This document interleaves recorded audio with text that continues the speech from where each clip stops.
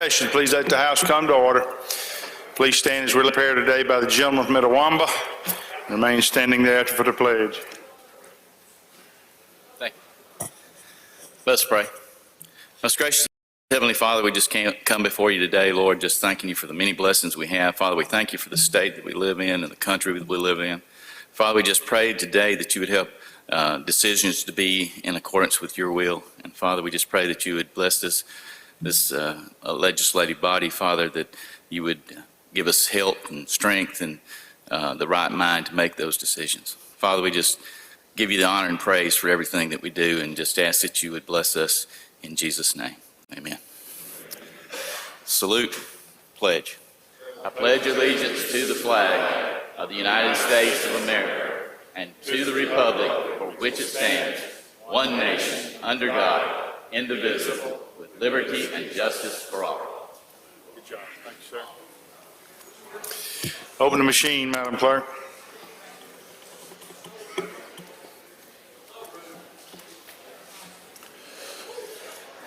Has everyone voted? Has everyone voted? Close the machine, Madam Clerk. There's a quorum present, Mr. Speaker. Thank you, Mr. Clerk. We'll have the reading of the journal. Gentleman from Rankin moves we dispense with the reading of the journal. All in favor say aye. Opposed or nay? Ayes have it. Report of select committees. We have none, Mr. Speaker. Report of standing committees. We have reports on the counter, Mr. Speaker. Introductions of bills and constitutional amendments. Gentleman from Marion, Mr. Morgan. Thank you, Mr. Speaker. I ask unanimous consent to dispense with the reading of the introduction. Is there objection? Hearing none, we will do that. Resolutions, petitions, memorials, and other papers. We have none, Mr. Speaker. Thank you, Mr. Clerk. This time we'll have introductions of guests and visitors.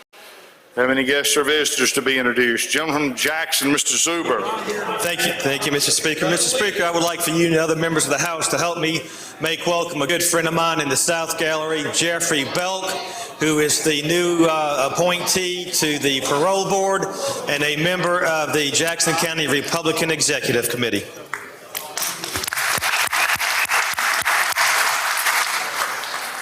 Gentleman from Bolivar, Mr. Sanders. Mr. Speaker, I ask that you and all the colleagues help me make welcome our very own Chief of Staff at Mississippi Valley State University, Mr. Damian Shaw, which is located in North Gallup.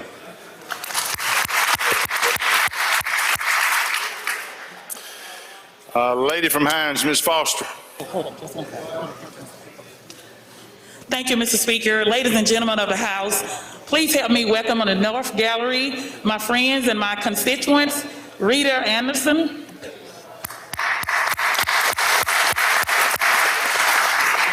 Wanza Anderson, and Stephanie Dooley.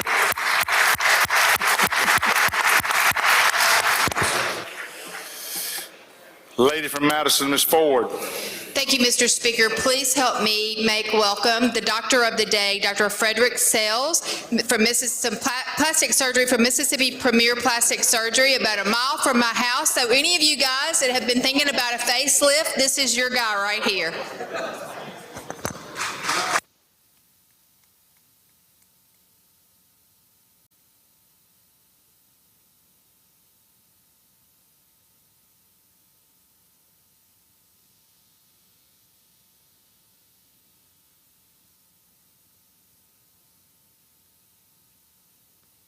Gentleman from DeSoto, Mr. Eubanks.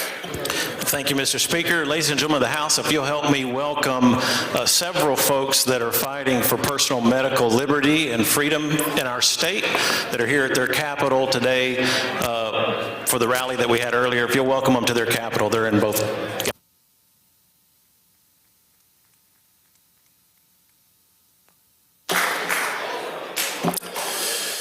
All right, do we have any other introductions?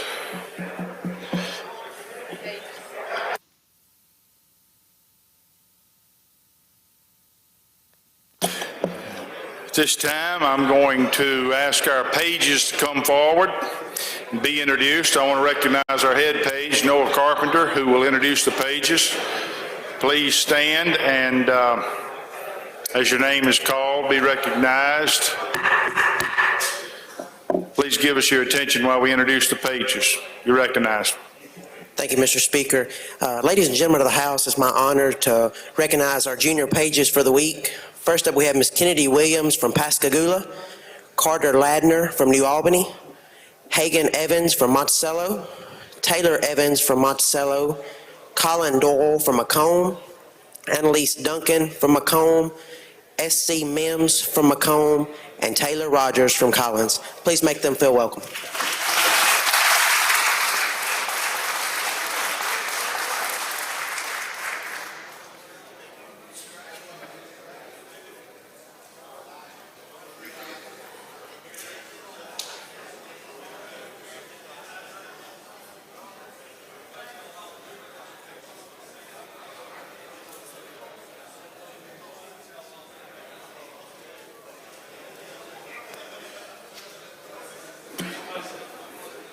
Have any further introductions?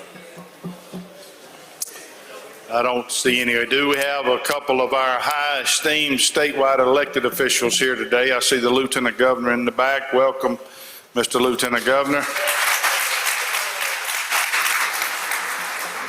We have the Commissioner of Agriculture over here in the corner, former House member.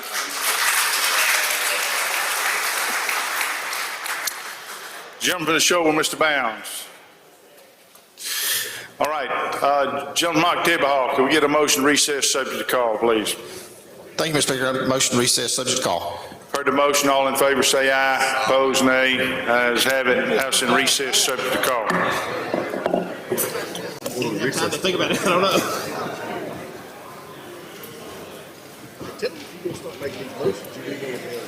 Yeah, somebody needs to tell me what the hell. Should have said no. I'm not going to do it.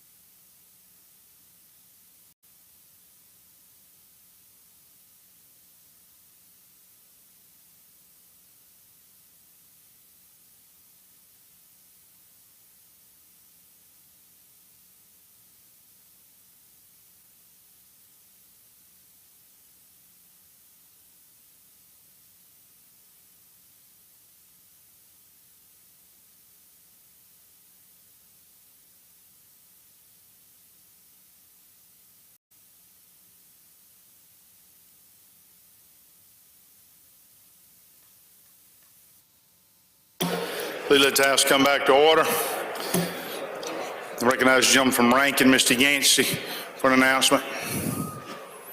I'd like to call a committee meeting, drug policy, in room 113, 10 minutes after recess. All right, recognize the gentleman from Octavia Hall. Need a motion to recess, subject to call. Mr. Speaker, I move this House be in recess, subject to call. All in favor say aye. Opposed, nay. The ayes have it. House is in recess, subject to call. I thought you said something today. Well, I got some. I got something.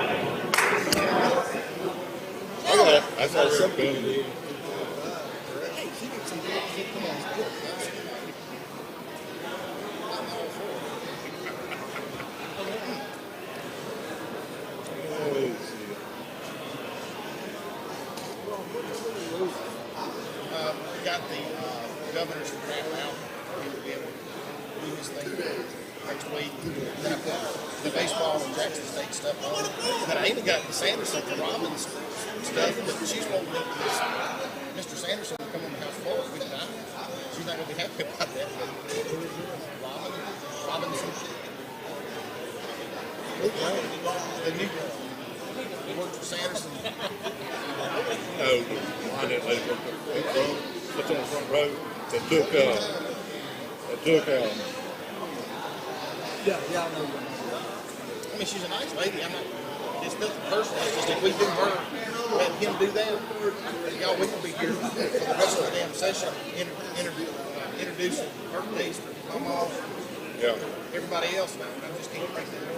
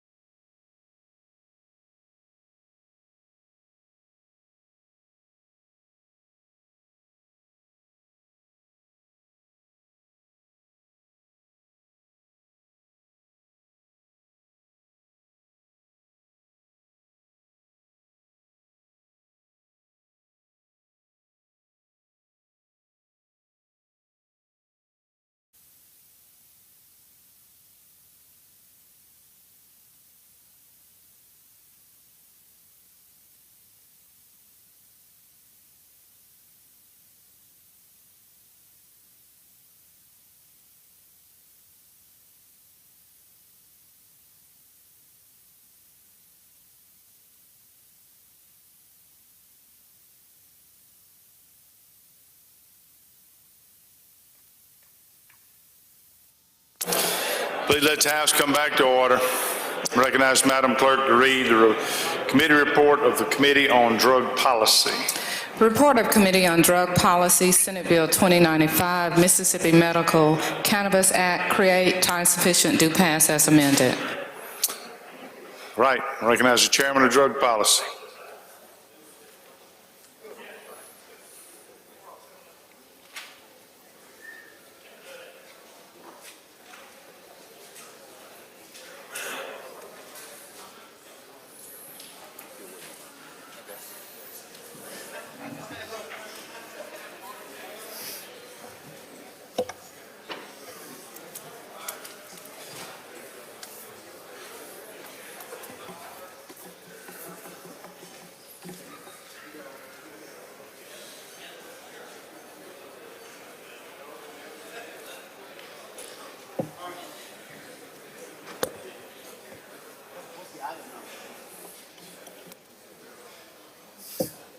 Mr. President, I call up item Senate Bill 2095, make the usual motion.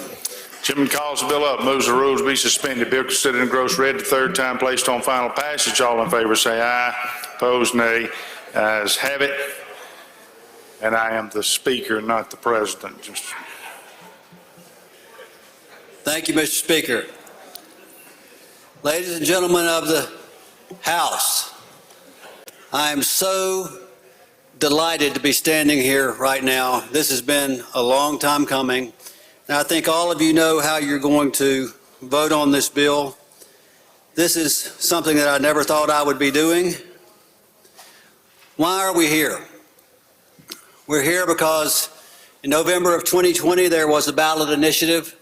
And in that ballot initiative, 62% of the people indicated they wanted a medical marijuana program.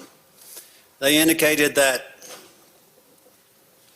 that was something they thought would be good for relief for those who were suffering. I'd like to call your attention to the bill. This is for people with debilitating illnesses, for cancer, for Parkinson's disease, for muscular dystrophy, for Alzheimer's, for spastic quadriplegia, for multiple sclerosis, for seizures, as diagnosed by a medical practitioner. Medical cannabis is legal in 37 states, the District of Columbia, and 3 U.S. territories. In this bill, we took great pains to define what a medical cannabis program would be like. There would be 3 types of facilities: cultivation facilities, processing facilities, dispensaries. Cultivation facilities where they grow it, processing facilities where they turn raw materials into medicine, dispensaries where they sell the medical products. There would be other facilities that would support these programs, testing facilities, test for purity and for potency. We want to make sure that the products that we offer in our dispensaries are free of lead, are free of contaminants, are free of pesticides and insecticides, are free of fentanyl and other drugs. We have testing facilities, research facilities. In these research facilities, many of our universities will be part of this research group. The RIPS program at Ole Miss has been involved in the growing of medical or cannabis research since 1968. For many, many years, they were the only place in the country where it was legal to grow cannabis. In these research facilities, they will help determine what cannabinoids work on what illnesses. And we need more research in this field. You've heard of THC. It is a cannabinoid. You've heard CBD. It is a cannabinoid.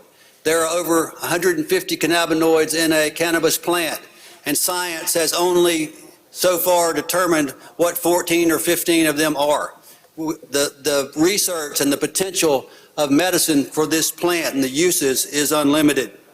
There will be research facilities. There also will be transportation entities that move the product from place to place.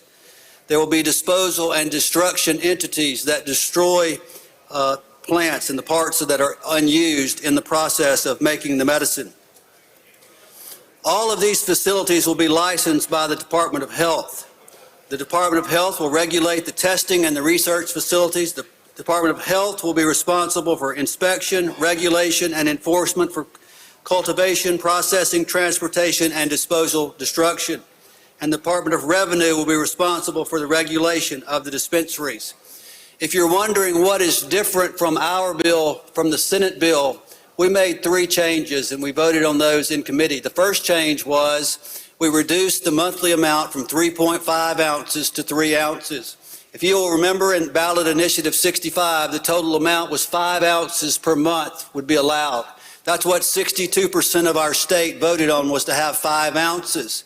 And then we moved that to 4 ounces. And then the Senate passed 3.5 ounces, and now we are offering 3 ounces. We're offering 6 units of our Mississippi Medical Cannabis Unit. I'll explain that in a moment. But we want to make sure that we are starting at a level that we can add to and not starting too high where it will be hard to take away from.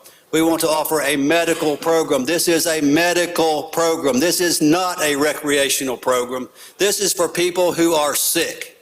This is for people with debilitating illnesses. Mississippi Department of Revenue is responsible for regulating the dispensaries. The ABC that regulates the liquor stores will be charged with regulating the dispensaries and collecting the tax. So we changed it to lower that amount. We also took the Department of Agriculture totally out of the bill. Department of Health will have all those responsibilities. Having 2 agencies rather than 3 is more efficient. Department of Health can still subcontract that out to whomever they choose, but that was taken out. And then the only other change that was made was that we allowed cultivation and processing facilities to be zoned industrial, agricultural, or commercial. The commercial part was added. So those were the 3 changes that we made.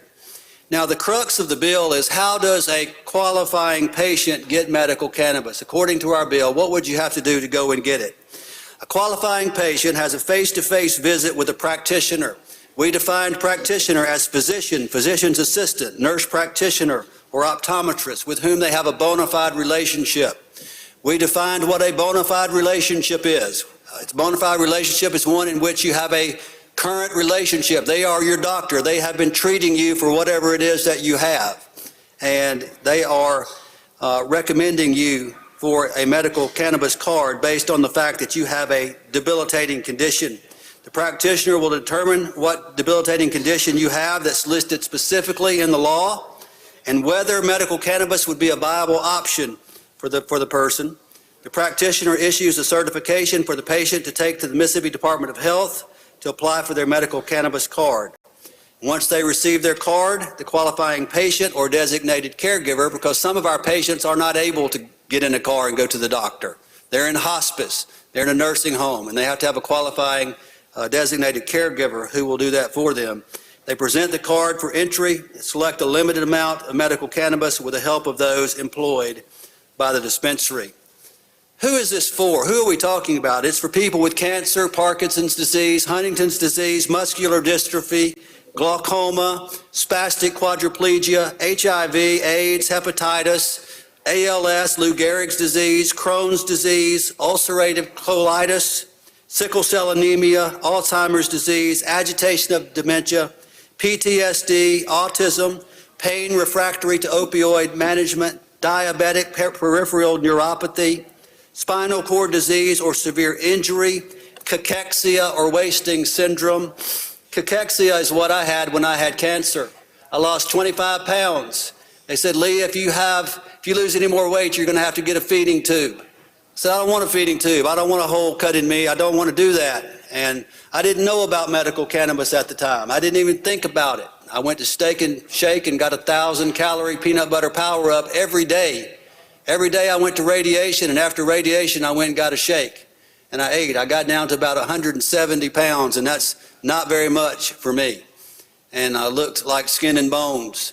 But some people need medical cannabis in order to be able to eat because it increases their appetite. Medical cannabis helps with their pain. Medical cannabis helps them stop shaking when they're seizing or when they are shaking uncontrollably because of a nerve disease.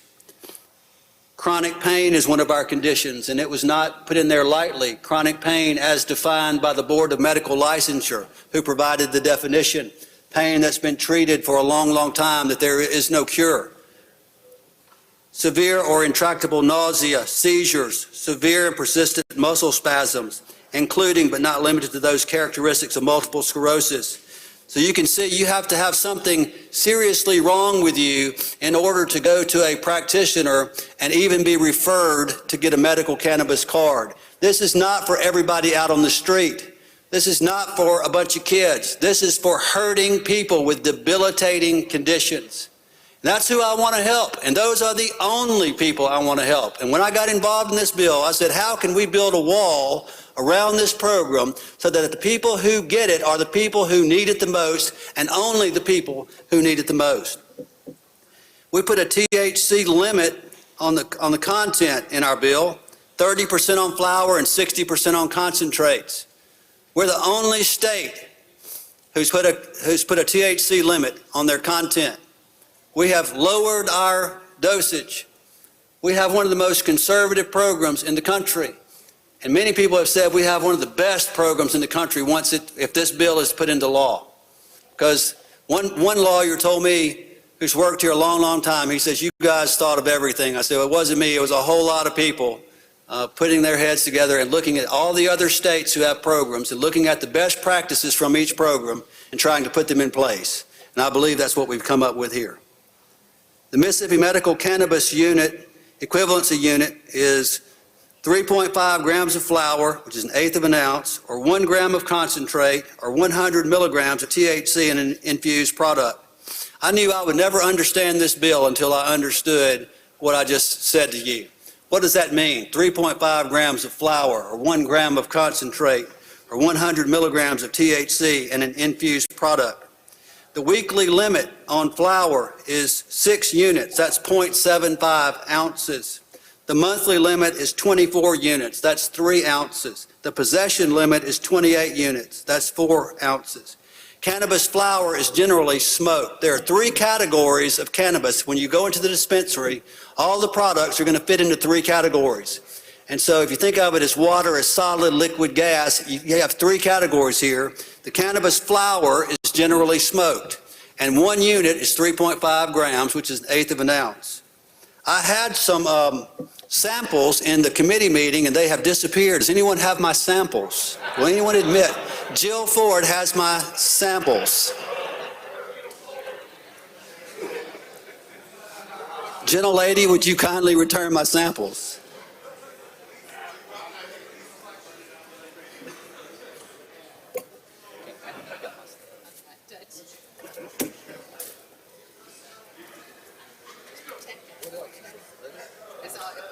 Give me my lipstick.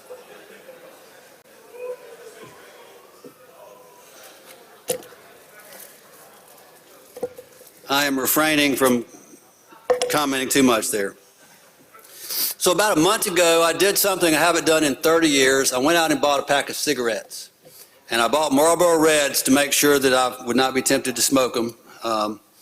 But did you know a pack of cigarettes is $7 and something right now? I mean, incredible. So anyway, 3.5 grams is 3.5 1-gram cigarette. These are tobacco cigarettes. This is what it looks like if you take it out of the filter. It's hard to get 11 pre-rolled joints out of that, but some people can. But 3.5 is what we were offering per day at the time. Now we've reduced that 7 units to 6 units, okay? So 6 units is what we're allowing per week. So basically, you're getting a little bit less than this every day with flour. If you want to look at some hemp, here's 3.5 grams of hemp. You're going to get a little bit less than this every day, okay? This is what an ounce looks like. I believe that's an ounce. That's going to be a little bit less than that. It's going to be a week's worth. That's the amount that we're talking about on the flour. The other kind is concentrate. A concentrate can involve a vape, an ointment, a topical oil, a tincture, a suppository, a capsule, a transdermal patch, 3.5 grams of flour, or 1 gram of concentrate. Now, getting in the weeds a little bit, how do you get these concentrates? You can extract the cannabinoids from them either mechanically or chemically. Mechanically, you can just squeeze them with a press until all the juice comes out, and then evaporate the juice away, and the powder that you have left is a concentrated form of the cannabinoid. You allow less of that because it's more potent than just the flower. And then they use that. Basically, these processing plants are going to be like chemistry labs where they're making these products. A cannabis-infused product would be like a beverage or a gummy or a chocolate or a brownie.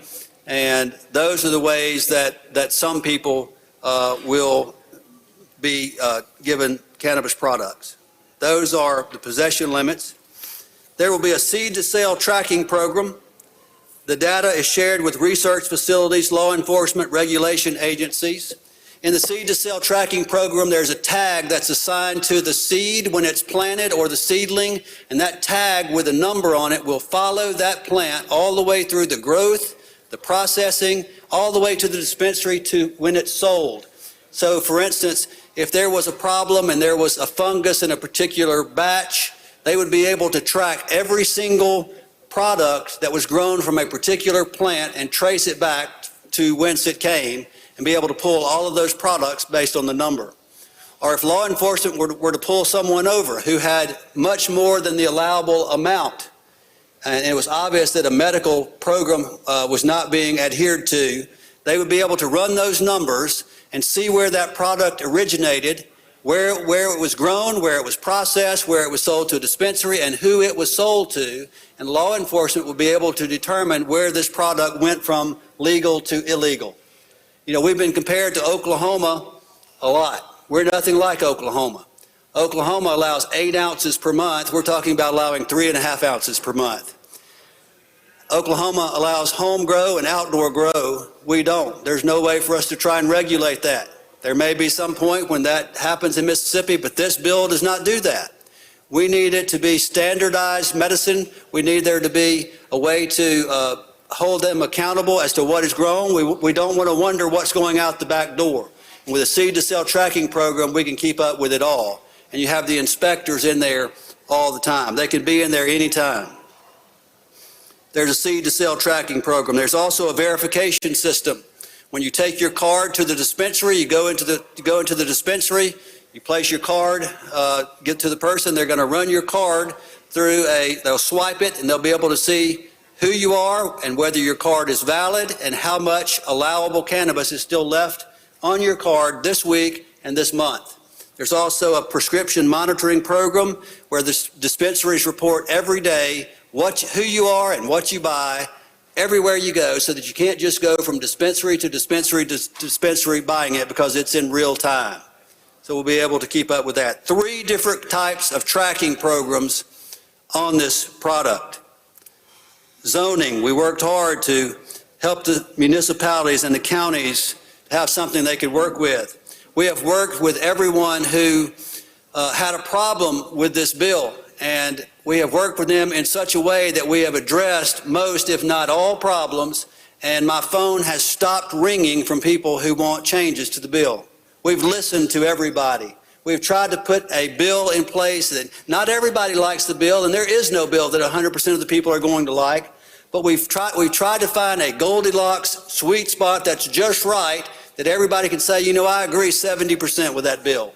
That's a good place for us to start. And so that's what we've tried to do. Municipalities and counties can opt out within the first 90 days by passage of a vote by the aldermen or supervisors.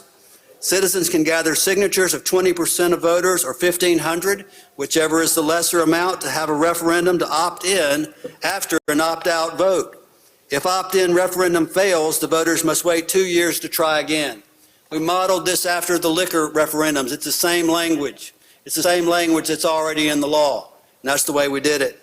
Cannabis facilities must be at least 1,000 feet from a school or a church or a daycare unless a waiver is given. And even then, they can only be within 500 feet. Dispensaries must be at least 1,500 feet from each other. Zoning, cultivation, and processing facilities may be in areas that are zoned agricultural, commercial, or industrial. Dispensaries and research facilities and testing facilities may be in areas zoned commercial. As far as the taxing goes, there's a general sales tax rate. Currently, that's 7%. The cities will receive their 18.5% diversion. There's an excise tax of 5% charged at the cultivation and processing levels. All the taxes and the fees would go into the general fund. We've worked very hard on this bill. Many of you have followed its progress over the last 7 months. Many of us thought that we would be here months ago, but here we are today. Many of you have heard us talk about it on the radio. Many of you have seen articles written about this bill. If you don't know about it, you probably didn't want to know about it. And that's fine too. But we've done the best that we could to put a program together that would meet the needs of those who are suffering the most. This is a long bill. Most of this bill is code sections that are brought forward because they are saying that the medical cannabis facilities do not qualify for incentives through MDA, whether they're in statutory incentives or implied incentives, and other penalties are brought forward. Any penalties if someone's operating outside the scope of this program, there are penalties on top of the other penalties. And so all those extra code sections were brought forward. So really only about the first 100 pages of the 445 pages are actual parts of the bill. So, Mr. Speaker, with that, I will gladly yield for questions, and I'm happy to stand here until every question is answered. Questions, jump from DeSoto, Mr. Criswell. Thank you, Mr. Speaker. I have an amendment at the proper time. Jump from Lawrence, Mr. Evans. Thank you, Mr. Speaker. Gentleman Hill. I do. Gentlemen, the time I've had to peruse this bill since it came out, you would agree with me, wouldn't you, that at least in the House, this bill has been rolled out pretty quickly? What was the question? Are you able to agree or disagree when you're presenting a cannabis bill? That this bill was rolled out pretty quick? Yes, in the House. Well, I would say that maybe today, it hasn't been a very quick process for me, I can assure you. Okay, and I've been trying to look over and understand, and I've hardly had a chance to inhale pretty much since this thing came up this afternoon.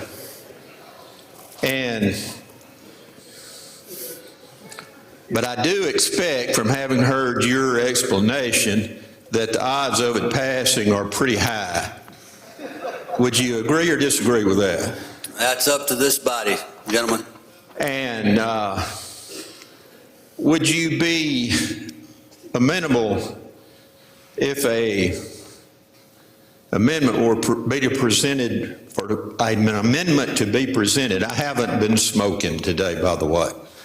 For an amendment to be presented to name the state rock and roll band, the Doobie Brothers.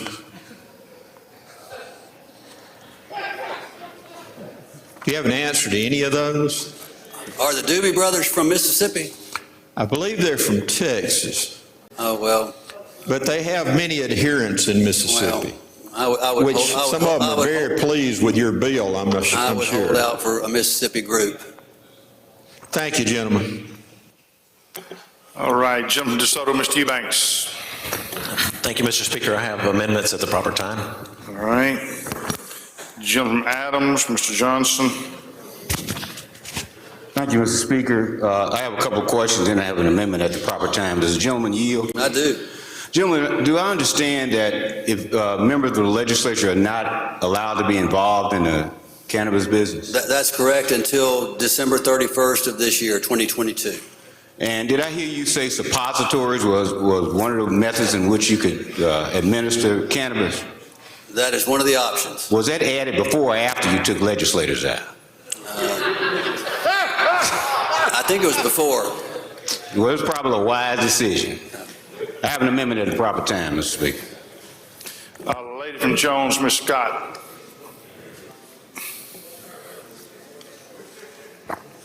Would the gentleman yield? I certainly do.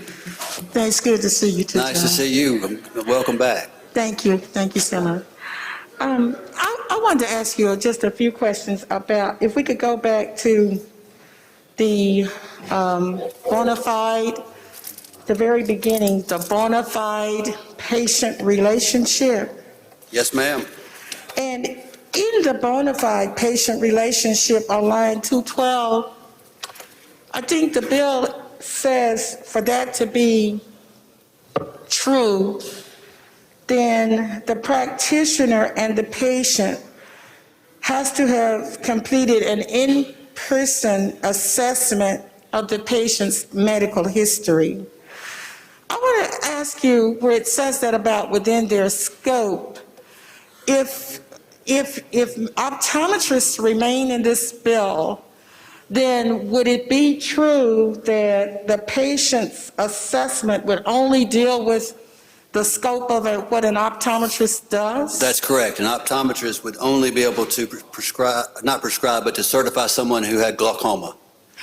Okay, but if the person did not have glaucoma and they went to an optometrist, is there anything else out in their scope that they can do a complete medical assessment on? Not to my knowledge. Okay, and also, would an optometrist be required to do a current mental health assessment as well? No. And so when I read in this bill where the bill says that a practitioner and a patient have a treatment or consulting relationship during the course of which the practitioner, within his or her scope of practice, has completed an in-person assessment of the patient's medical history. And then it says, and, it doesn't say or, it says, and a current mental health assessment has to be done, and a medical condition, and then those things are documented in a certification of some kind of patient medical file.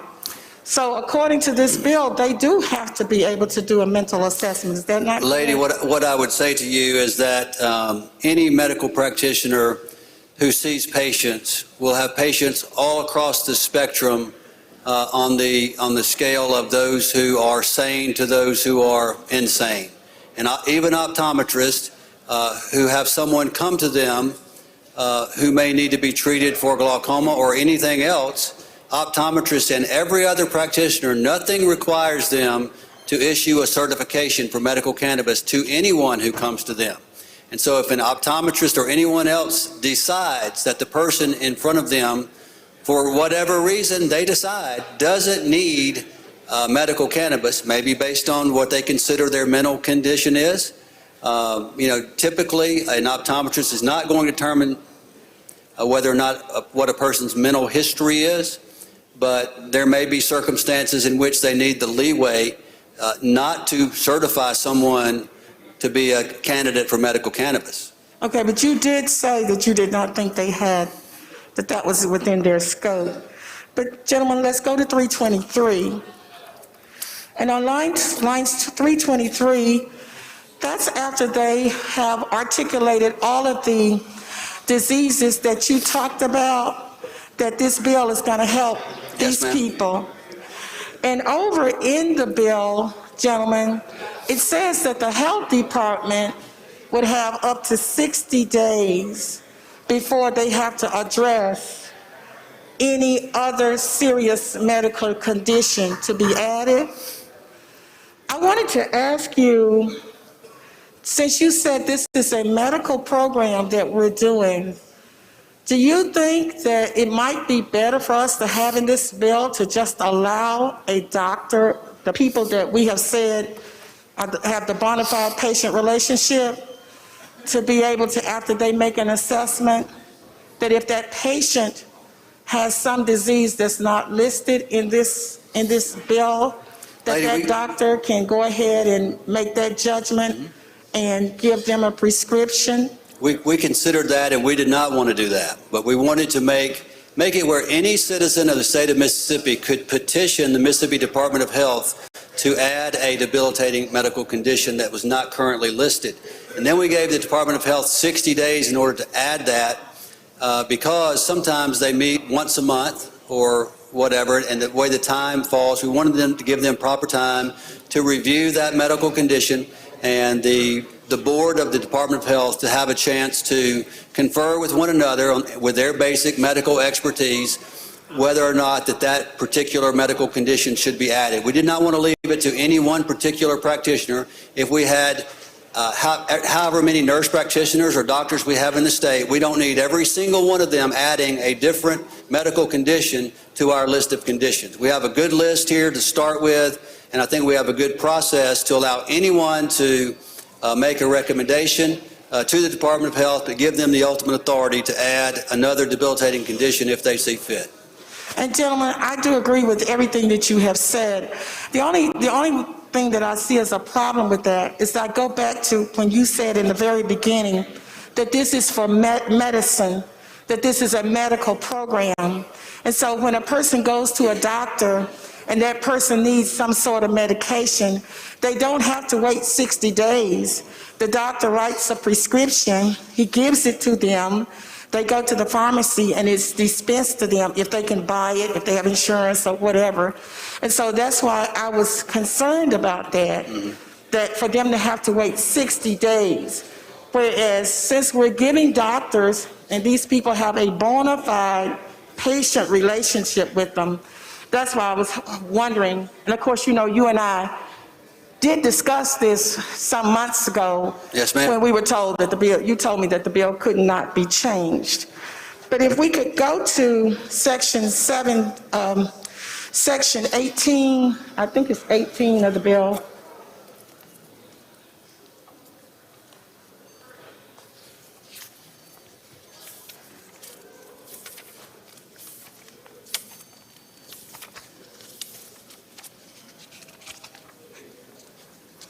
Page 46. You have to forgive me, gentlemen, you know, we're just getting this bill. But anyway, section 18, where it talks about the licensing, can you explain to me about the micro cultivators and the micro processors, and then the time limit? I think it's some kind of time limit in this bill that affects them. Can you explain that for me? Yes, ma'am. We offered two categories here for our small farmers and our Mississippians in particular. Micro cultivators, we put in two tiers. One tier, tier one is... Mr. Speaker, I really cannot even hear the gentleman. And this is a billion-dollar industry that we're discussing, and it's a lot of people that are watching this on our live stream, and they're interested in what is taking place. And so they may not want to know about who's going to be making money in this process, who's going to be shut out. But there are some people who are interested in finding out, and I can't hear. Gentleman from Newton, Mr. Rush. Mr. Speaker, I couldn't hear. Oh, I'm sorry. I thought you were done, lady. I'm sorry. Well, I will be in just a minute, Mr. Speaker. This is a billion-dollar industry. We're just getting this bill, so. Yes, ma'am, lady. Tier one is for those who have 1,000 square feet of canopy or less. Okay, that's the first category, being a micro cultivator. Tier number two is those who have between 1,000 and 2,000 square feet of cultivation space, canopy space. And the first year, first of all, we said 100% of people who are involved in the micro processing or the micro cultivating have to be Mississippians. Okay?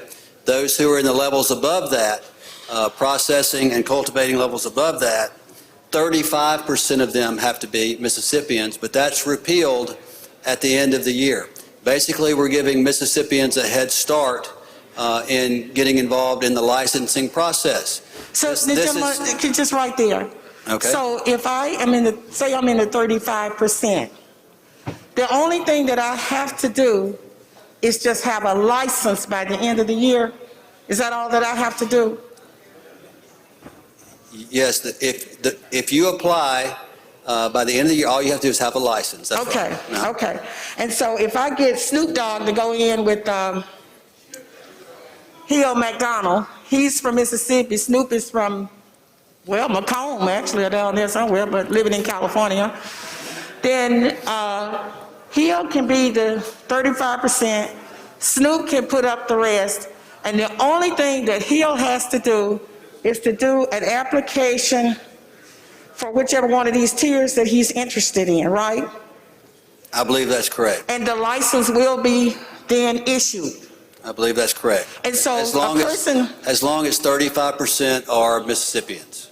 Okay, and so a person does not have to show any financials. They don't have to do any of that. They just have to make an application. If my understanding is there are instances where banks, if you go to a bank, you may have to show that you have the collateral. But that's getting financing. Right, I'm talking right, about yeah. the license Yep, itself. there's nothing. So the state of Mississippi. That's right. That's right. You're So the right. license, you envision the license to say name, address. That's right. Operating under. And making sure. And incorporated people. And making sure you don't have any disqualifying felonies. That's And right. making sure you don't have a disqualifying felony. Okay, then, gentlemen, now, on the technical assistance that you talked about, this is the last thing I want to ask you about.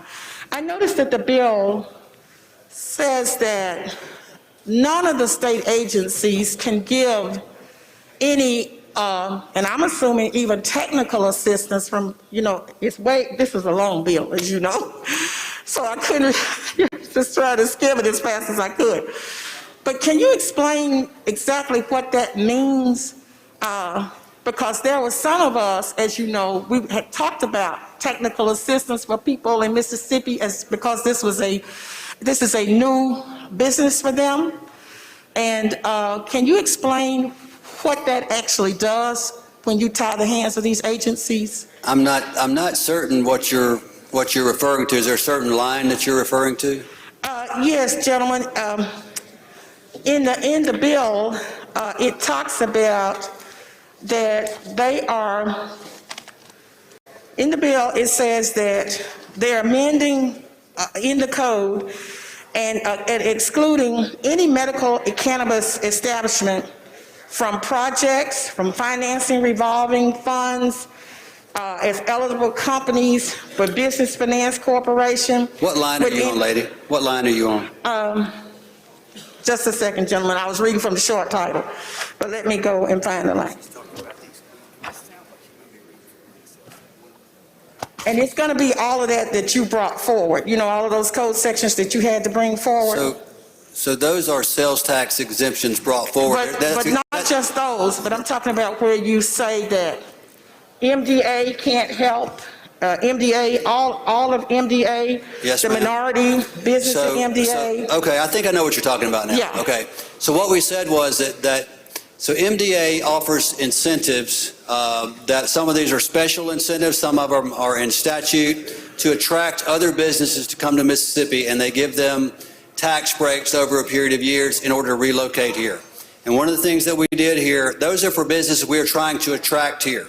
Okay, so what we did was we said that those in the medical cannabis business would not qualify for those incentives. We are not giving those away to an entry that's coming here anyway. We're giving those incentives to people we are trying to attract to come here. Okay, and then, but you also went further and went to the local people and said that the local people couldn't give an incentive either. That the local people could not give. I believe that's existing law. It's not existing law for medical, for cannabis. Council is telling me that's existing law. Well, in here it states, Mr.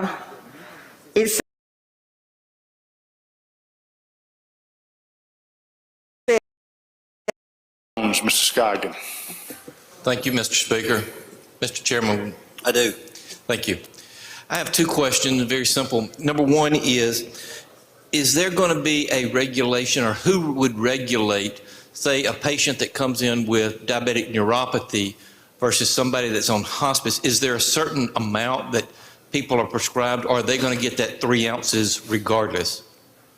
3 ounces is the maximum, and so one of the reasons I think that we reduced it was to kind of limit what someone could get to start with until we know more. So we can always come back and raise that up, and so that's why we lowered it to 3. That puts us in the bottom 25% of the country by lowering it to 3. Okay. My second question is, with alcohol, if you are drinking and driving and you blow .08 on the intoxilizer, you're considered intoxicated and considered DUI. To my knowledge, currently, there is not a number on a blood test that's associated with marijuana.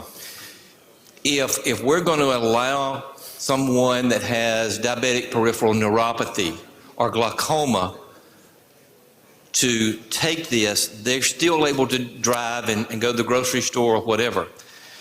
To your knowledge, is there a number that's associated when you run a drug toxicology and it comes back positive from marijuana and you send it off for confirmation, they send you back with a number of the amount of marijuana in that person's system? Is there a number of in any of the other states that constitutes driving under the influence? There is not a good test for impairment. But what we have said is that it is illegal to operate a motor vehicle. It is illegal to use medical cannabis while being a passenger in a vehicle.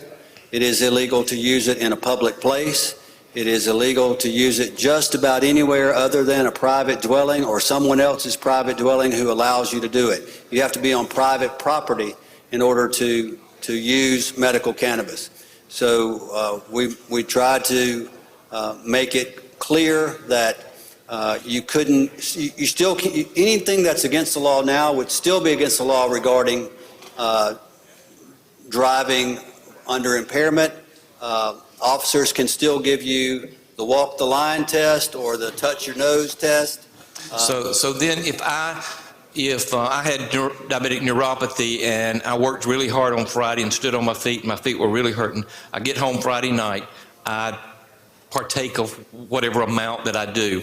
And then on Sunday, I'm driving to church and I have a wreck. I'm going to show up positive because I did it on Friday. Even though I may not necessarily be under the influence now, is there any kind of stipulation or consideration for something like that? I think what we have come to the conclusion that if you consider yourself a patient for medical cannabis and you apply for a medical cannabis card after consulting with your practitioner, you have to recognize that you will be giving up some of your rights, okay? And so that, your employer can fire you if you test positive. They don't have to, but they can. There's nothing that prevents employers from giving you a drug test. There's nothing that prevents them from not hiring you or firing you because you tested positive. So those are things you'd have to just not do. Thank you very much. Yes, sir. Gentleman from Pearl River, Mr. Owen. Does the gentleman yield? Yes, sir. When you go, this follows up the gentleman's question about the amount the patient can receive. When you go to a doctor right now and you get prescribed medication, that physician prescribes your amount, correct? The amount you can take and receive from the pharmacist. They do. They do. But under this bill, the physician certifies you as having a condition, correct? That's right. But then they do not prescribe the amount of medical cannabis that you are to receive. Is that right? They cannot prescribe a Schedule I drug to you. Okay. They cannot, but they can certify you saying you can receive a Schedule I drug. Within the scope of this bill, we are allowing that to happen. Okay. But they're not limiting the amount, so. Well, they're limiting it to 3 ounces per month. But the physician is not. So if a physician has a patient who he believes does not need to receive more than maybe 1 ounce a month, that's not what he's able to do. He's only able to certify yes or no, he qualifies. That's correct. We've done what we've been the 38th state to put this into place. We're bringing up the rear. All right. Mr. Speaker, I also have an amendment at the proper time. Gentleman from Copiah, Mr. Holloway. Thank you, Mr. Speaker. Gentleman Yield. Yes, sir. I have a very simple question, and you might want to ask your assistants to answer this one. So there's an amount up to 3%. I mean, 3 grams. You say? 3 ounces per month. 3 ounces per month. Okay. So generally, when the doctor prescribes pain pills, for example, usually take them like 4 hours apart. That's right. Okay. Maybe. So pardon? Maybe. Yeah, if you don't sleep 8 hours. I mean, depending on the patient and the medicine and whatever the doctor's instructions are. So generally, it would be 6 per day because it's 24 hours in a day and 4 hours apiece if you don't sleep the whole 8 hours. Or it could be take one in the morning and one at night, or it could be take 3 times a day or 4 times a day or 6 times a day or whatever they say. As necessary. As needed. Okay, as needed. Oh, so once the amount that's prescribed for this is up, is there any latitude that would require or could require the doctor to be able to increase the amount? Because you've reduced the amount in this bill, right? That's right. Okay, so it was up to, was it 5? Well, it was 3.5 ounces a month from the Senate, and we reduced it another ½ ounce. Right, so. And if we pass this bill, then the Senate can concur or invite conference, and so we may be negotiating again. So we don't know. So it's negotiable at this point? Maybe. Okay, all right.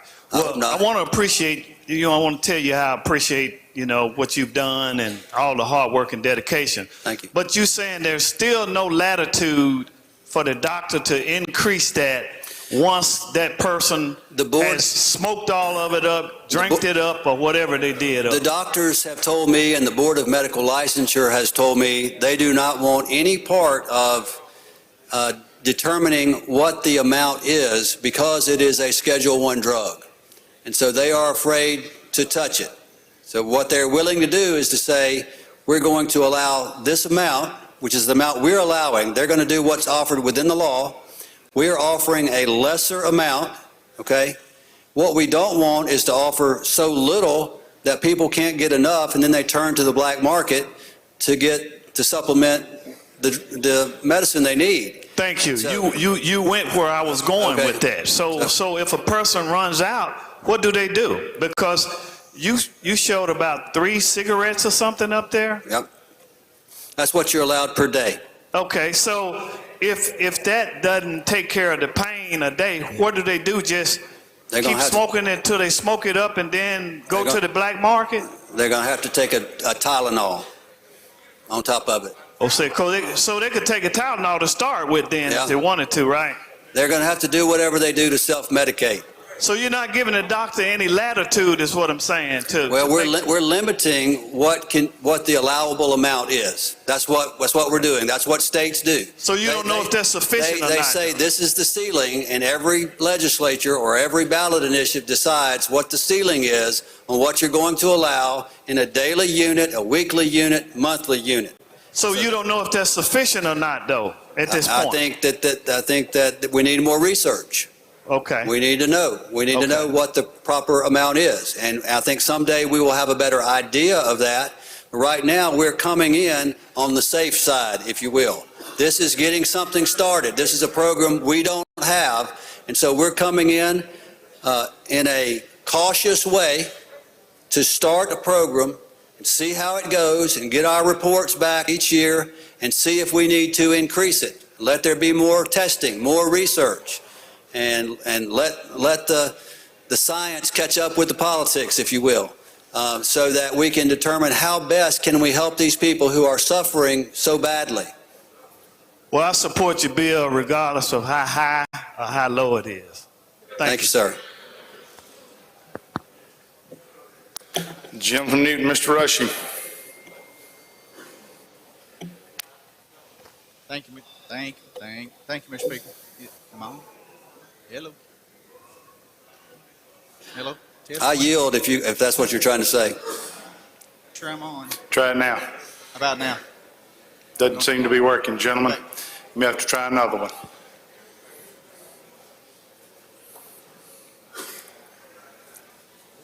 How about now? Try that. Testing 1, 2. It's on, go. Okay. Chairman yield. Not very loud, though.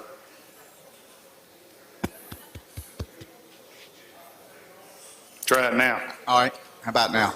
That's better. Mr. Chairman, I appreciate the work you've done on this bill. I just got a couple of quick questions on, you referenced a while ago that some of the language in the bill was identical to the votes that you take for alcohol. As far as referendum. Yes, sir. Yes, if an area or community wanted to have a vote on it. It brought up when it comes to hours of operation, is there anything in the law as far as our distributors that are located in our communities as the alcohol is? You know, alcohol sales can only take place Monday through Saturday from 10 a.m., 10 p.m. Is there any restrictions? Local governments, supervisors, aldermen can come up with their own restrictions regarding time, place, and manner. Awesome. Okay. Thank you, sir. And one other question in regards to legislative participation in the bill. This bill, I assume, will take effect 1 July as other bills? This bill is effective upon passage. Upon passage. So for the rest of this year. And there's a time frame for which within a certain number of days, 150 days, that Department of Health has to start licensing, and 180 days out, the dispensaries get licensed, and, you know. So by the time all the licensings take place, or the ability to apply for license and all that, we're going to be right at the end of the year anyway. That's correct. We'll be right back here tweaking this bill. We're exempting legislators from participating until the end of the year. Is that correct? So I don't know that we're limiting legislators from participating all that much in the reality of it, by having 31st of December being the cutoff date, or the date that they have to wait. Well, that was the date that the Senate wanted to put in there. The determination was that we are a citizen legislature. We're not barred from any other industry, but we did want to push it out far enough to say, hey, we're not doing this for something for us immediately. I have no plans to get into the industry, and I don't, I think most of us don't. I agree, Mr. Chairman. Thank you for your work on this bill. Thank you, sir. Gentleman from Monroe, Mr. Brown. Thank you, Mr. Speaker. Would Chairman yield? I do. Just a couple quick questions. I know we talked earlier. I won't belabor the point, but this is a medical marijuana bill. Why would we not treat it as such, like a medical program? We're going through all these hoops to try to regulate and do all these other things when we already have a delivery system for medicine. So a doctor prescribes it, it goes to the pharmacy then fills the prescription that the doctor prescribes. So number one, it's a Schedule I drug. It's illegal to sell Schedule I drugs in pharmacies. Pharmacies are regulated by the DEA. It's impossible to sell cannabis in a pharmacy. So we have to do what other states have done and sell them in dispensaries. Now, some other states call their dispensaries pharmacies, but they're not pharmacies. They're cannabis pharmacies. Doesn't the same DEA regulate the whole country, not just pharmacies? So if the DEA wanted to come in, like in California, I'm sorry to interrupt. The DEA could pull the license of the pharmacies, I guess. Yeah. Got you. But the DEA, as a federal law, says this, even our dispensaries are illegal under the same law that we're trying to pass. So again, I'm not trying to be argumentative, just to say that the DEA says nobody can distribute marijuana. Other states are doing it. I understand that. But just like on the trace here, on the federal trace, you're under federal law. If you get caught even with a marijuana card, like in national parks out west, you are in violation of federal law. So I guess the question would be, in a true medical program, I recommend Highway 25. There you go. Stay off the trace, stay off government land. But I guess in a truly medical, the other questions that we have, how do we know what's enough, what's not enough? And the other questions that people are asking, it almost is a little, it alludes to the fact that it may not be as medical as what we're going towards, or what we want, or what the people voted for. I guess the same thing, the way we set it up, and I appreciate your work, I'm not critical of you, like 1,000 feet from churches and schools. What other pharmacies or drugs that are prescribed by a doctor can't be within 1,000 feet of a school or a church? Well, first of all, number one, we're making an exception to the rule. Okay, we're saying that even though this is federally illegal, we're making an exception with regard to medical use only. And within the scope of our bill, we're making an exception. It can't be sold in a pharmacy. It's not treated as medicine because it's not approved by the FDA. At least most cannabis drugs are not. Epidiolex is. You've got some synthetic cannabis products like Marinol that are used to treat pain and used to treat epilepsy. But generally, this is something outside the scope of what's allowed by the federal government because it's still considered a Schedule I drug with no medicinal value, with a high chance of abuse. That's how they describe it. But what has happened in 2012, there was a statement issued by the Justice Department under the Obama administration that said that as long as states were in compliance with state law regarding their cannabis medical programs or recreational programs, as long as they were compliant with state law, then they were not going to prosecute them. They reserved the right to do so, but they were not going to do so. So that was 2012. That letter is still in effect today, and we would be the 38th state, and so there is a long line of states for the federal government to come after before they get to Mississippi. So, I mean, I wish that we could treat it more like medicine, but the federal government doesn't treat it like medicine and doesn't allow us to treat it like medicine. And so in order for us to make this product and program available, we've got to do what the other states have done. We have got to set up these dispensaries outside of the pharmacies. We've got to, practitioners cannot prescribe it. Prescribing would not be kosher. You have to certify that someone has an illness and recommend them for a card. And so, you have to go around all these hoops in order to make it happen, and that's what we've tried to do. So as we embark upon this program, the DEA comes in and starts to enforce the law. So who regulates the dispensaries, if you will? The dispensaries are regulated by the Department of Health, Mississippi Department of Health. So as a medicine, what other medicines or medical conditions do we tax? We don't tax any medicines that are Schedule I. But again, the reason we're taxing it is because it's Schedule I, because it's a brand new program, because they're going to use our roads, because they're going to probably create a burden for law enforcement, because there's uncertainty about what the program's going to cost. We have just passed a bill in this body to get rid of the state income tax, so there goes the 7% sales tax. So, and that's good, and I want to get rid of the 7%. I'm just saying we have a 5% excise tax as a safety net, plus we have the fees that we charge for these facilities. So we're trying to make sure the program sustains itself and doesn't cost taxpayers anything after the first year. On the conditions that you mentioned, I appreciate you trying to address those, and I'm not against prescribing drugs to help those conditions. I do think it's maybe a little harsh to tax these people with these type of conditions, to actually penalize them for treating a medical condition that a doctor says they need a product for. That's my concern, is that we're trying to tax the sick when possibly we should be making it. I would suggest to you that if the federal government ever makes cannabis legal across the country, and I hear that they are moving in that direction, you would think that that's the way the wave is moving, with us being the 38th state, that at that time, I would be in favor of removing the tax on medical and placing the tax on recreational.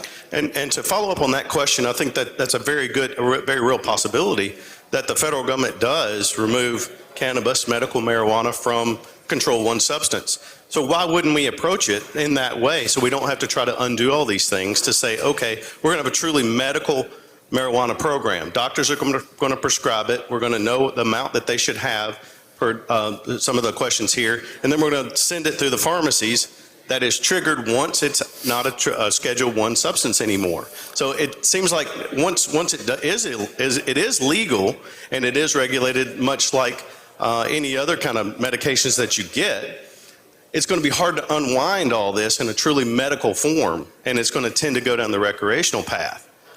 Which again, it won't be any harder than what I've been through the last 7 months, I can assure you. And again, I'm not mad at you. I'm just saying. And the last question I have is, why would we have combustibles in the bill? Certainly.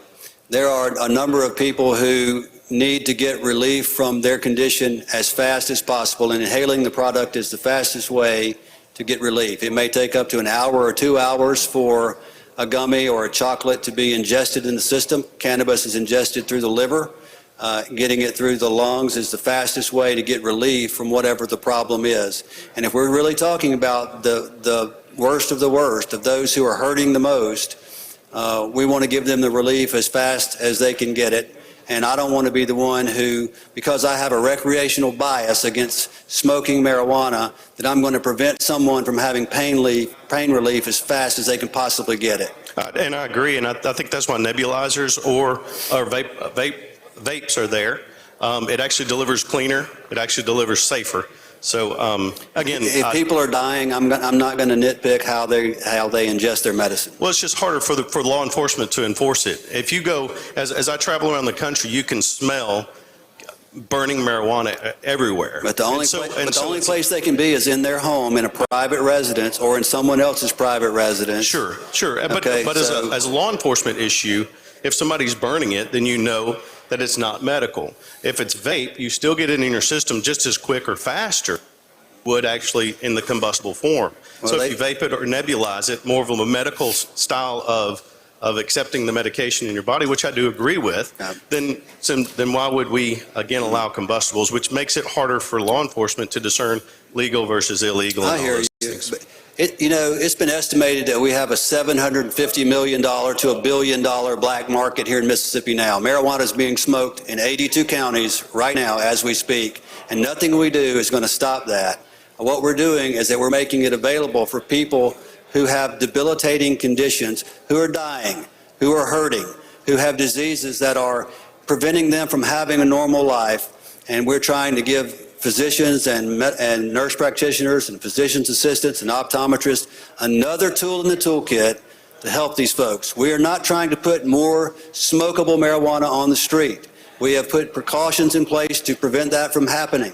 But I believe it needs to be a tool in the toolkit. It needs to be a vehicle for some of these people in order to have the fastest relief from their pain possible. Appreciate your work on it. That's the last question. And I agree with you. I just think we should send a medical marijuana program through the medical field.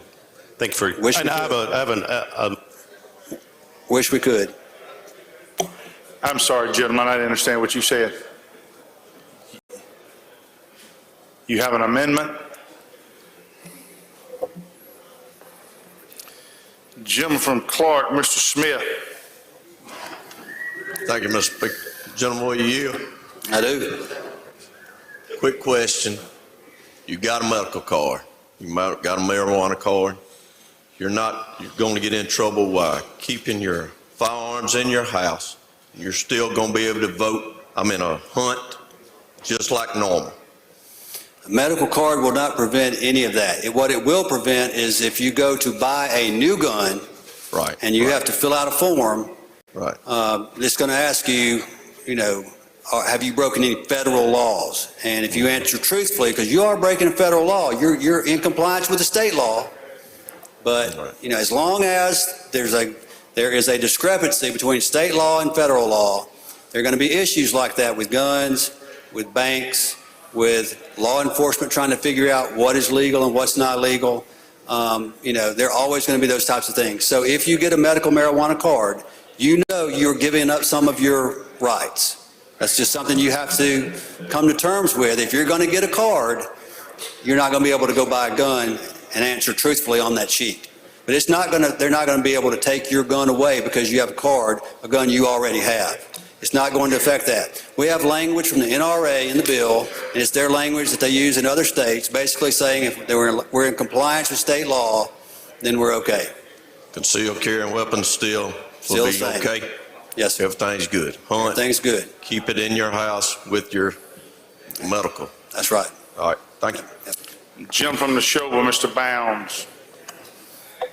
Thank you, Mr. Speaker. Would gentlemen yield? Yes, sir, I do. All right, I just want to be sure, because I've heard drams and grams and units, and so under the provisions of this bill, a person could be prescribed a maximum of 3 ounces of smokable marijuana a month. Is that right?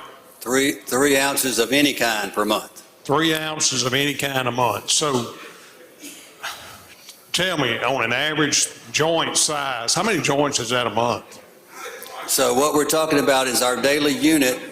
3.5 grams is our daily unit. These are 1 gram size cigarettes. In a dispensary, generally they sell them in 0.5 grams, which would be half this size, or it would be 1 gram, which would be this size, okay? And so that's 3.5 per day. Now, we were allowing 7 of these per week, and that made easy math, but we're allowing 6 of these per week. So we're looking at, I think it's 21 of those per week. Per week? Per week. So we're talking about 80-plus joints a month? Yes. 80-plus joints a month? 21 a week. 21 a week. We're talking about 3.5 a day. Probably All right. 3 a day since we lowered the amount. Okay. 3 a day. All right, so on another question, so I understand that the products would be dispensed out of a dispensary. Right. Okay, tell me the requirements on, I understand that the title of those managers of these dispensaries are called bud masters, is that correct? Is that the industry term? Some other states call them bud masters. There's no reference to bud tenders in this bill. Bud tenders is what they're called. Any requirements on them? They have to have 8 hours of CE credit from the Department of Health the first year and 5 hours of CE credit every year after that. They're trained by the business owners.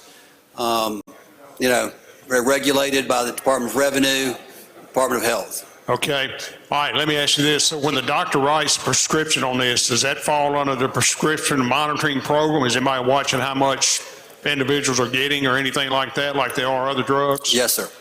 It does fall under the prescription monitoring Yes, program? the PMP is part of this program. Okay, thank you. Yes, sir. Lady from Pearl River, Ms. Wilkes. Thank Yes. you. Gentlemen, will you yield? I do. I'm looking online around 1400 where we're talking about a natural person that they have to be a resident of the state and the United States. And then we talk about the 35% of business entities. But right after that, it talks about how that shall stand repealed on December 31st of 2022. So does that mean that it does not mean 3 years consecutive, that January 1st, that we can have non-citizens and non-U.S. citizens and non-Mississippi residents? Is that correct? And the problem is that's been challenged in other states, these percentage requirements, and particularly when you get up around the 50% level, they have been challenged in other states and they have lost. So what we did was we put a expiration date very soon so that if they sued over this, by the time it got to court, it would have repealed anyway. So we're giving Mississippians a head start this year to get in. It is not constitutional to bar people from other places from doing business in your state. We don't have 50%, we have 35, but That's why we lowered it. what's the purpose of having the 3 years prior in there then if we're just repealing it? We have to repeal it because it's not constitutional to not allow people to. So we shouldn't have even put it in there. Thank you, gentlemen. We put it in there so Mississippians would have a head start. Gentleman from Octavia Hall, Mr. Taylor. Thank you, Mr. Speaker. Gentlemen, will you yield? I do. I just have 2 very friendly questions. You were very adamant in your delivery about only consumption on private property. If you have an individual that's in hospice or something along those lines, will they be able to consume in a medical facility or something like that under doctor's orders? Or? Yes. Okay, great. Another question, and I have not had a chance to digest the bill, but I think we are on a slippery slope when it comes to law enforcement. If I have a medical marijuana card and I'm detained, I'm stopped, and that officer says, hey, listen, I smell marijuana in the vehicle. He knows for sure that has been in my system for at least 30 days. So if I'm giving a DUI or a DUIO, driving under influence of other substances, and I'm detained, there is no recourse, is there? If the bill says if you have a valid medical marijuana card and you have less than the allowable amount, then you are presumed to be in compliance with state law. Okay. So even if I'm swerving just a little bit? If you're swerving a little bit, then they can give you the test or whatever. I mean, if there's reckless driving going on, this bill does not prevent you from getting a ticket for reckless driving. Okay? But it does protect you. The purpose of why we wrote the bill the way we did was we don't want the product to be used in the vehicle. We want you to wait till you get home. Okay? And so we made it illegal to smoke it even as a passenger, because if law enforcement does stop you, they don't know if the driver is smoking it or the passenger or the back seat. So what we're saying is, really the only place you can do this is on private property, in your home or in someone's home who allows you to do it, or in the hospice or nursing home that allows it. And they don't have to allow it, but they can allow it. And they can, they can set up rules about where the smoking area is in their private property. But I guess what I'm saying is on my clothes. I just left the house, medicated. It actually may be in my vehicle as far as in a backpack or something along those lines. I'm putting myself in the framework of being a college student that had an actual need for marijuana. Right. So it is being transported. It can be, it's the aroma is very loud. Could that allow search and seizure of my vehicle? Search and seizure, this is not grounds for search and seizure if you have a valid card, you have less than the allowable amount. And remember, we're not talking about just college students. We're talking about people with debilitating illnesses. Sure. This is not for everybody recreational. It's just people who are in such bad shape that this is what they're turning to. Sure. So, the idea is that within the scope of this program, they would not be harassed. Okay. Thank you for your answer. Yes, sir. Gentleman at Wamba, Mr. Boyd. Will you yield? I certainly do. How often can you buy the marijuana? You can buy a week's worth at one time. So you can go to the dispensary as many times as you want during the week, but you're only allowed to buy a certain amount every week, and the amount that we said was 0.75 ounces. That's 6 units. It's 3.5 grams times 6. 6 units is all you can have in 1 week. Okay. What has the Sheriff's Association said about this bill? So I've been working with my sheriff since June, and I have incorporated his concerns into the bill. I have talked to a number of sheriffs. We have addressed their concerns.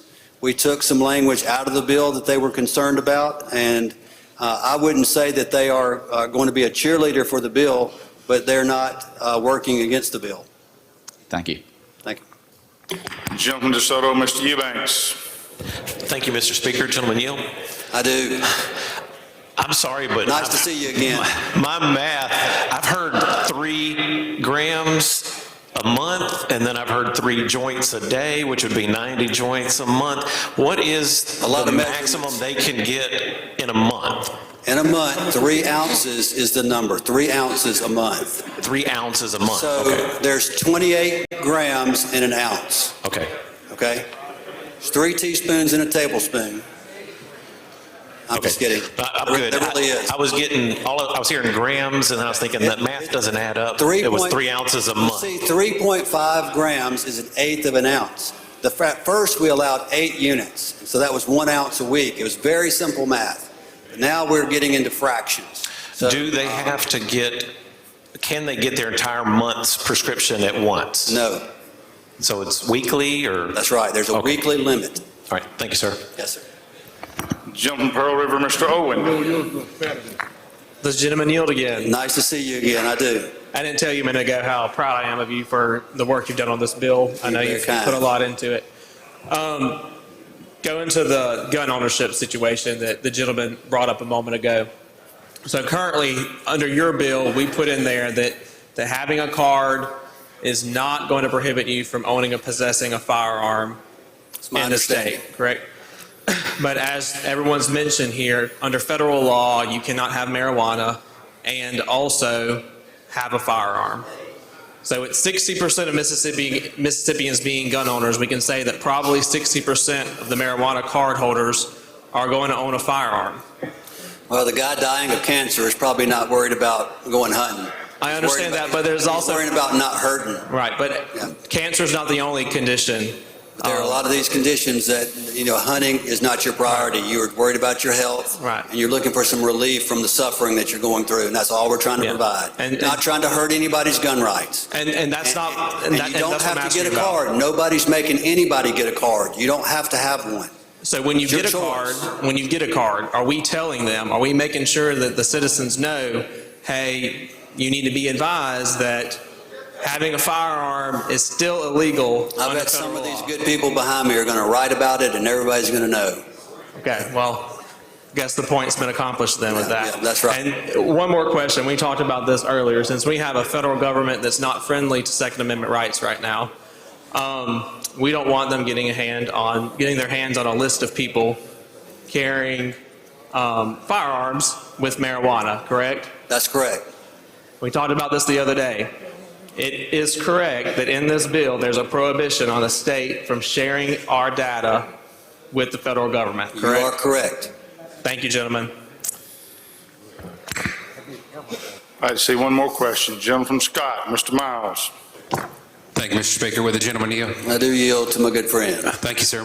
I was listening to you present this bill in committee, and you had a strong opening statement on this, and I think this debate has kind of got away from the intent of this bill. Would you just please state that opening statement one more time, what your intent of this bill really is?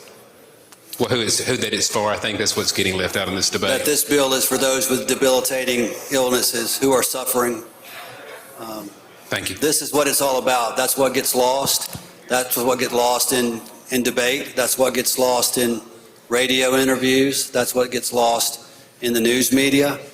This is for people who are suffering. The real story is the people who are out there who have these problems, who are getting no relief, or they are getting artificial relief that presents all other sorts of problems. This is not a cure-all. This doesn't fix everything, but it is another option, and it's an option we don't currently have, and we've found a way, like 37 other states, to make this an option for our state, for our people who are suffering. And I think it is a good option, and I think it ought to be available. All right, I don't see any further questions. I know you have been informed by Madam Clerk, you have a committee amendment, is that correct? We do not. We've already passed it.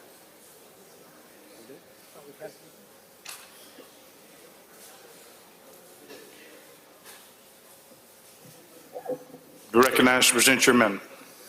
Okay, the amendment does three things. It lowers the amount from 3.5 ounces per month to 3 ounces per month. These are changes from the Senate bill. That's the first thing it does. It lowers the amount from 3.5 ounces a month to 3 ounces a month. The second thing that it does is it takes the Department of Agriculture totally out of the bill, so that the Department of Health is doing all the responsibilities that the Department of Agriculture was doing. This is more efficient. I explained this to you at the beginning. It does that. Thirdly, there are two places in Section 19 where the cultivation and processing facilities are currently allowed to be in places that are zoned agricultural or industrial. We add the word commercial, agricultural, commercial, or industrial.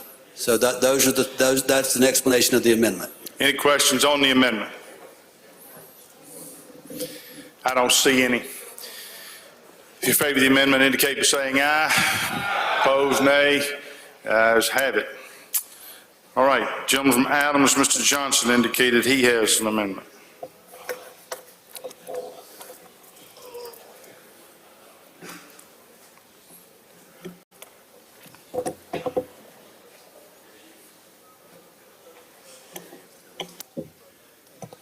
Thank you, Mr. Speaker. I'll explain the amendment. Essentially, what the amendment does is change the statute and makes it comport with what we're doing with medical marijuana. Under 1971, you can get an expungement in court, and once you apply for the expungement, that expungement takes effect 5 years after the expungement.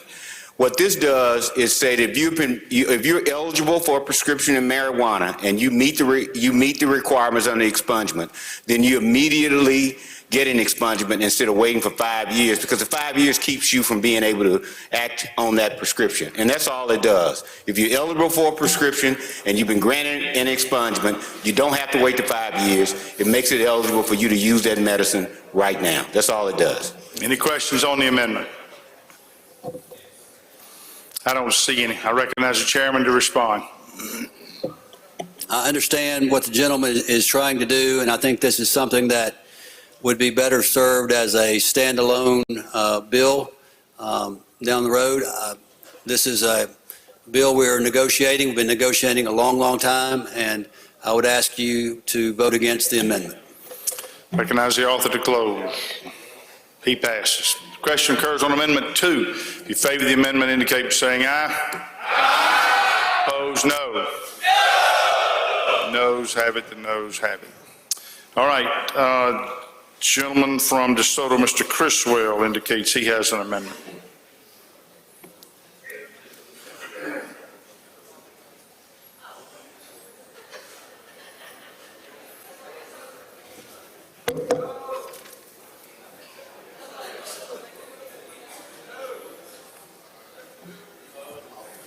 Thank you, Mr. Speaker.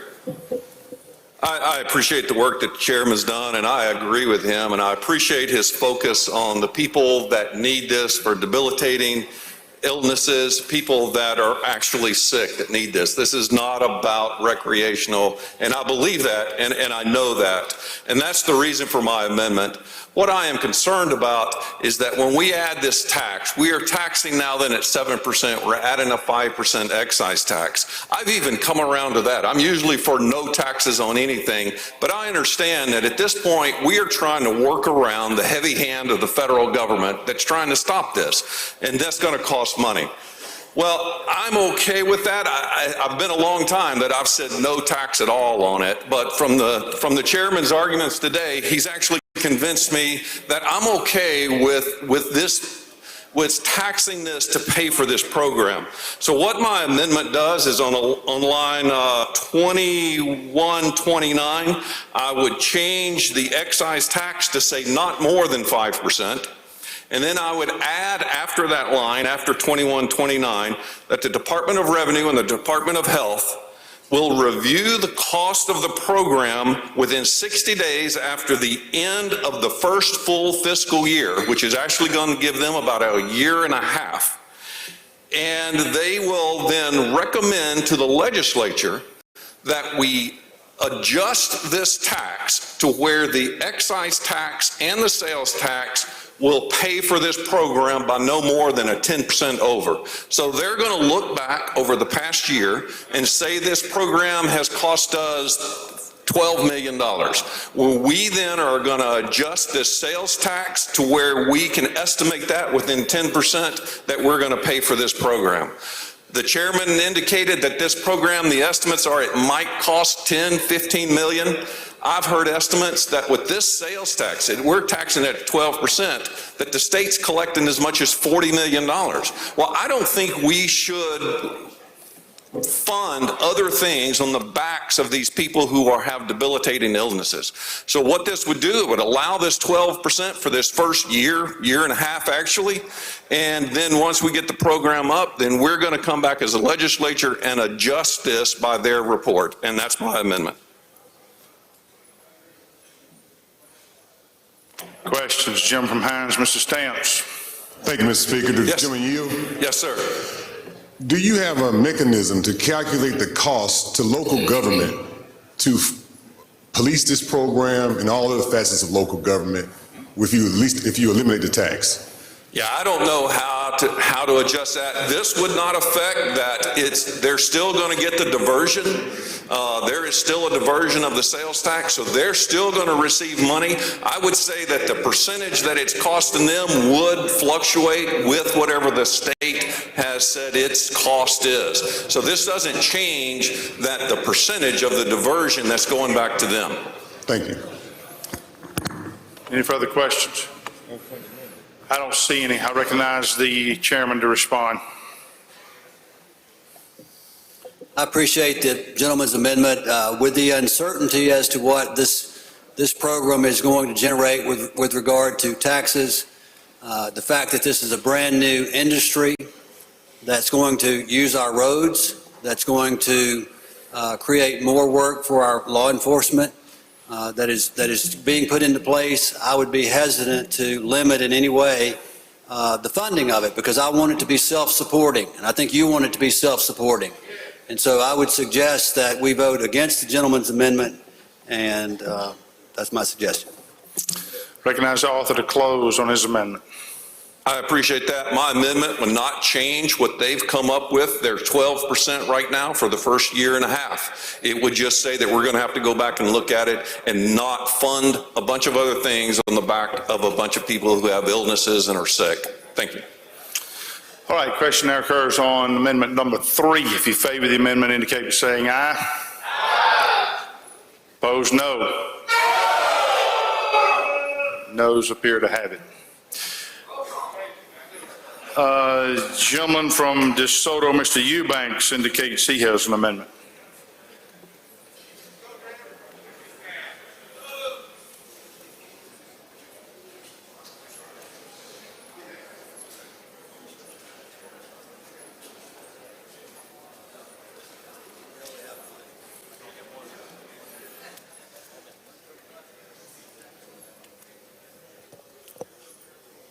Madam Clerk, do you mind reading the amendment?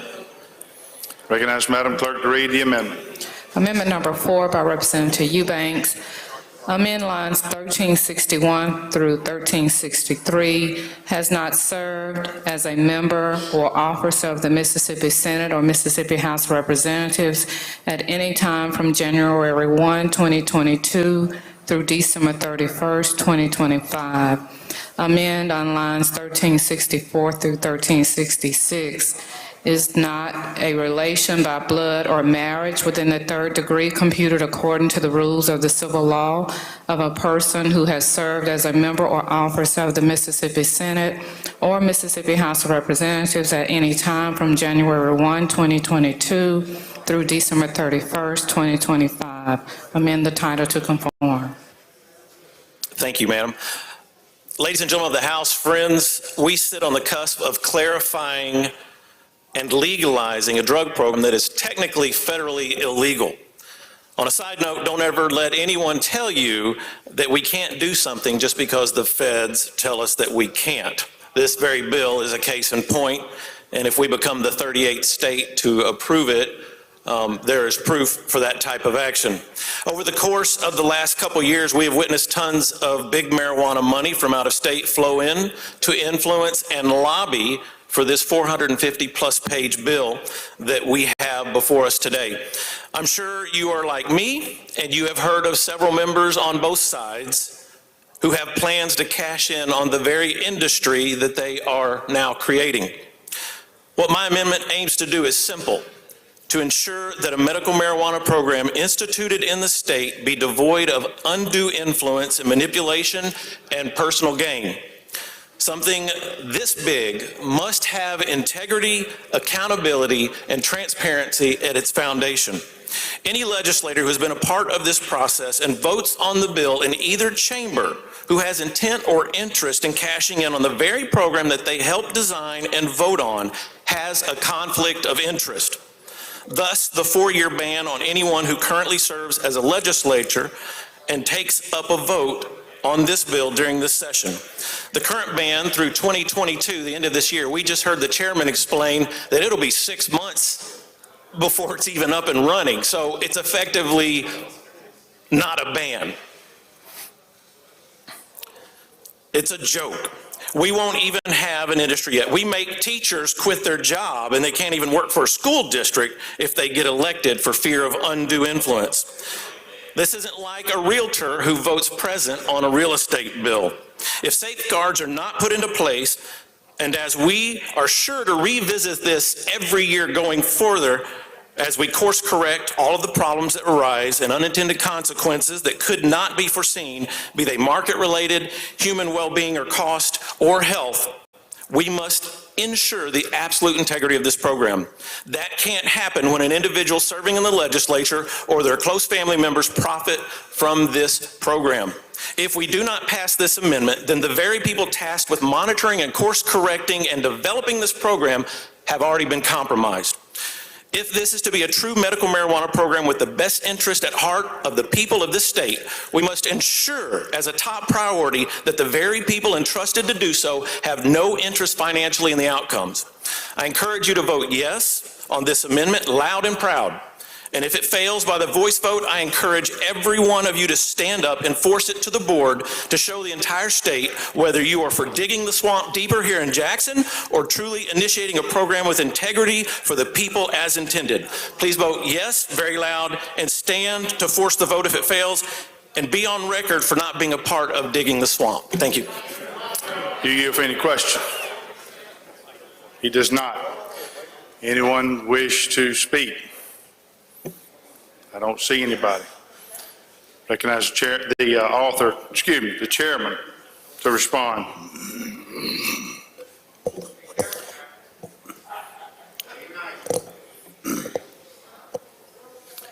We've worked hard to put a bill together that everyone could find some common ground on. We are a citizen legislature. None of us work full-time here in this Capitol. Most of us do not, other than some of the staff, and I know the speaker's probably here year-round. I trust the Mississippi Ethics Commission. I trust the safeguards that are in place.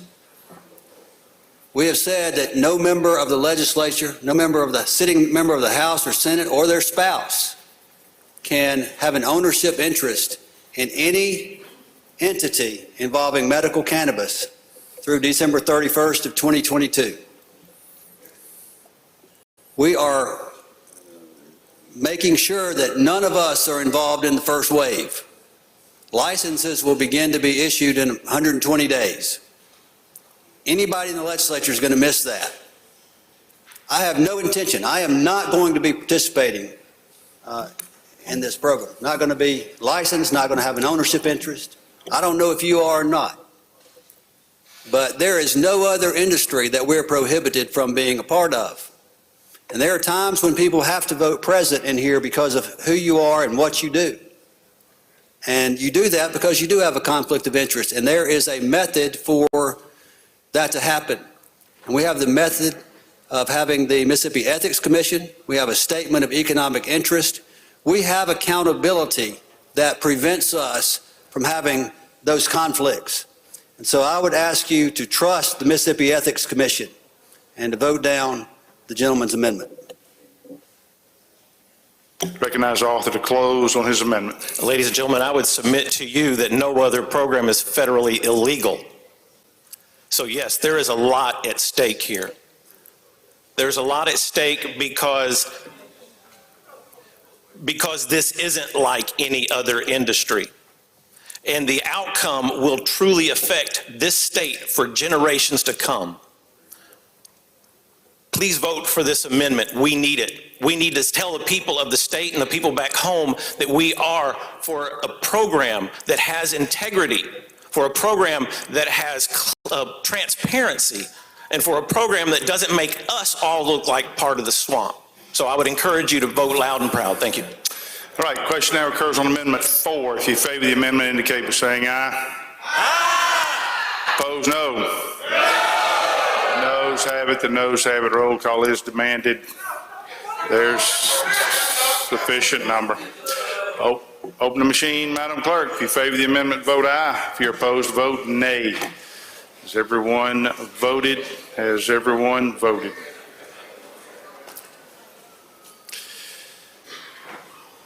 Close the machine, Madam Clerk. By a vote of 38 yeas and 69 nays, the amendment fails.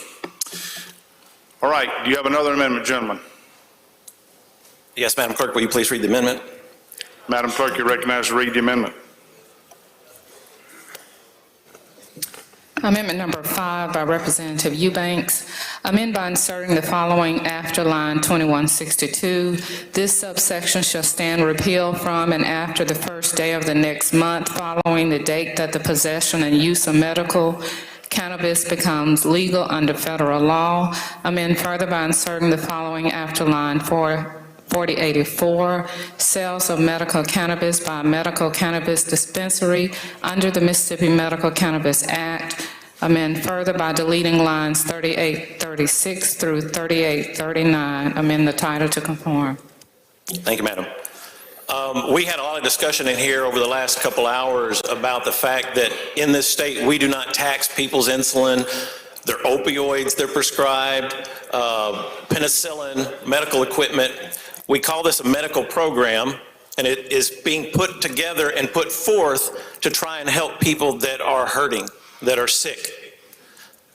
But we are going to tax them and make it a revenue generator for the state on the back of those individuals that are suffering. I don't know how you feel about that, but I have a lot of discomfort.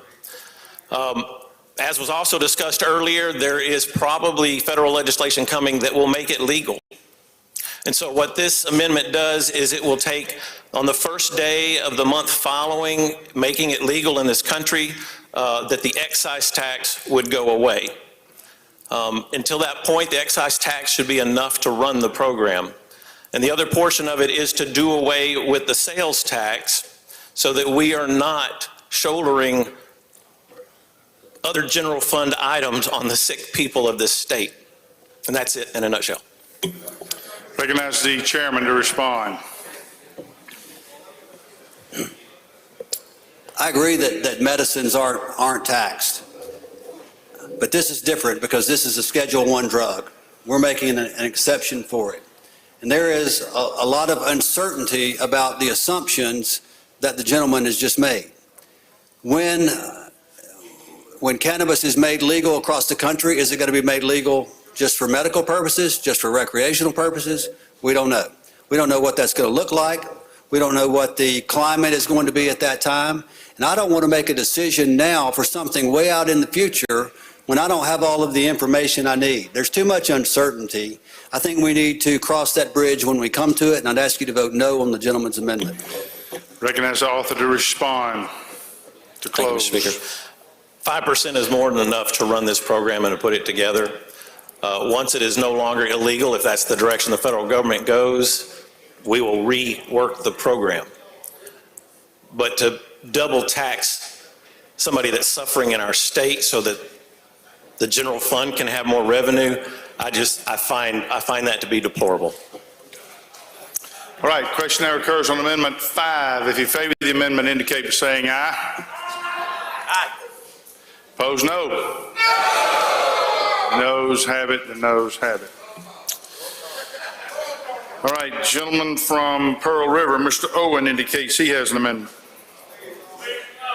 He passes. Gentleman from Monroe, Mr. Brown indicates he has an amendment. He passes. Lady from Jones, Ms. Scott has an amendment.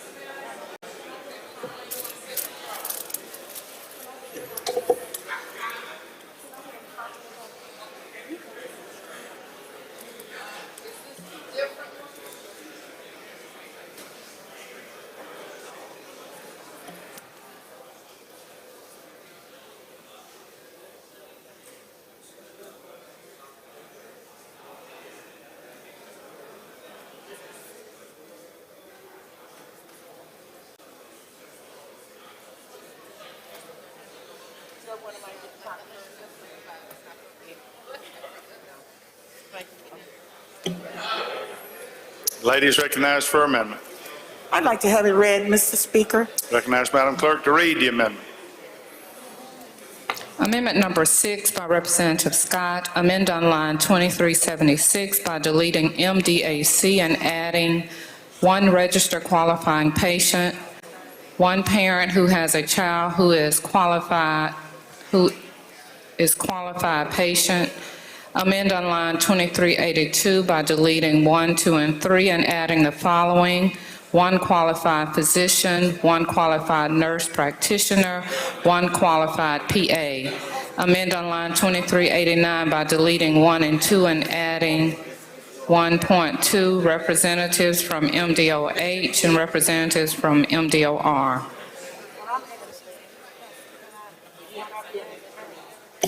Ladies recognized. Mr. Speaker, this part of the bill was taken out in the gentleman's amendment, and what I'm doing is adding it back.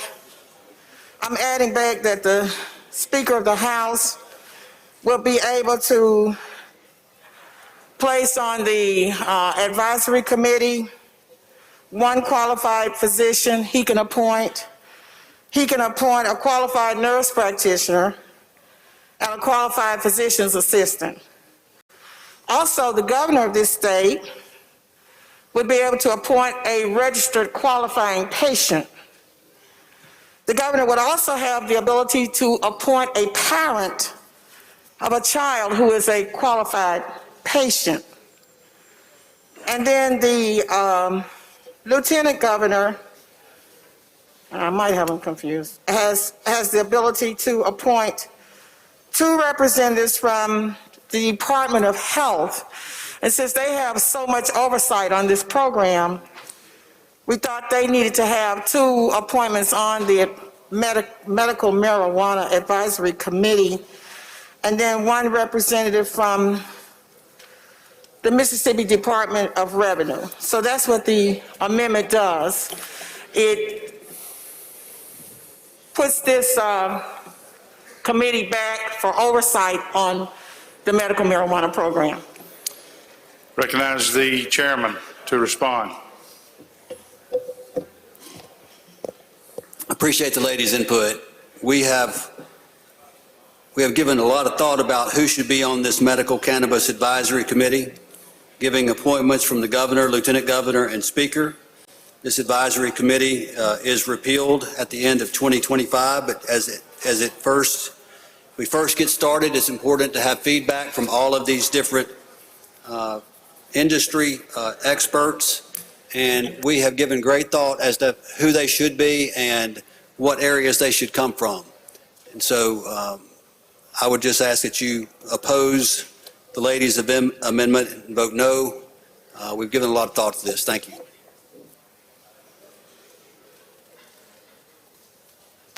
Recognize the lady to close on her amendment. Thank you, Mr. Speaker. And let me say to the House that the gentleman who just came up here preceded me was talking about how you address potential corruption.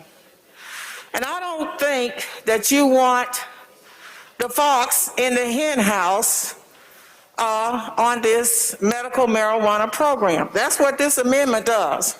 This amendment allows for patients, for parents, for people who are in the medical field that's going to be making the decisions, and then the people from the Department of Health who can reach out to experts and get any information that they need. On the committee right now, on the commission that is as it is made up, you got folks from the industry. You got the cannabis processors, the cannabis people that own the facilities, the people that are going to be doing the trash. They don't need to be the ones that and they're owners.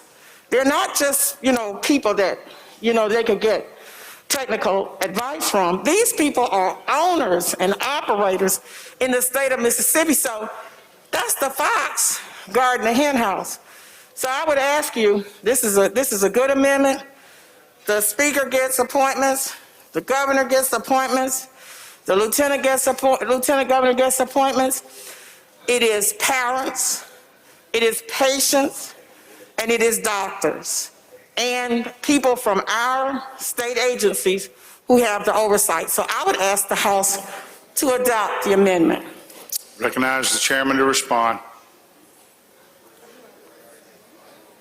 Oh, Doug. All right, question now recurs on amendment number 6. If you favor the amendment, indicate by saying aye. Opposed, no. Noes have it. Noes have it. Next amendment.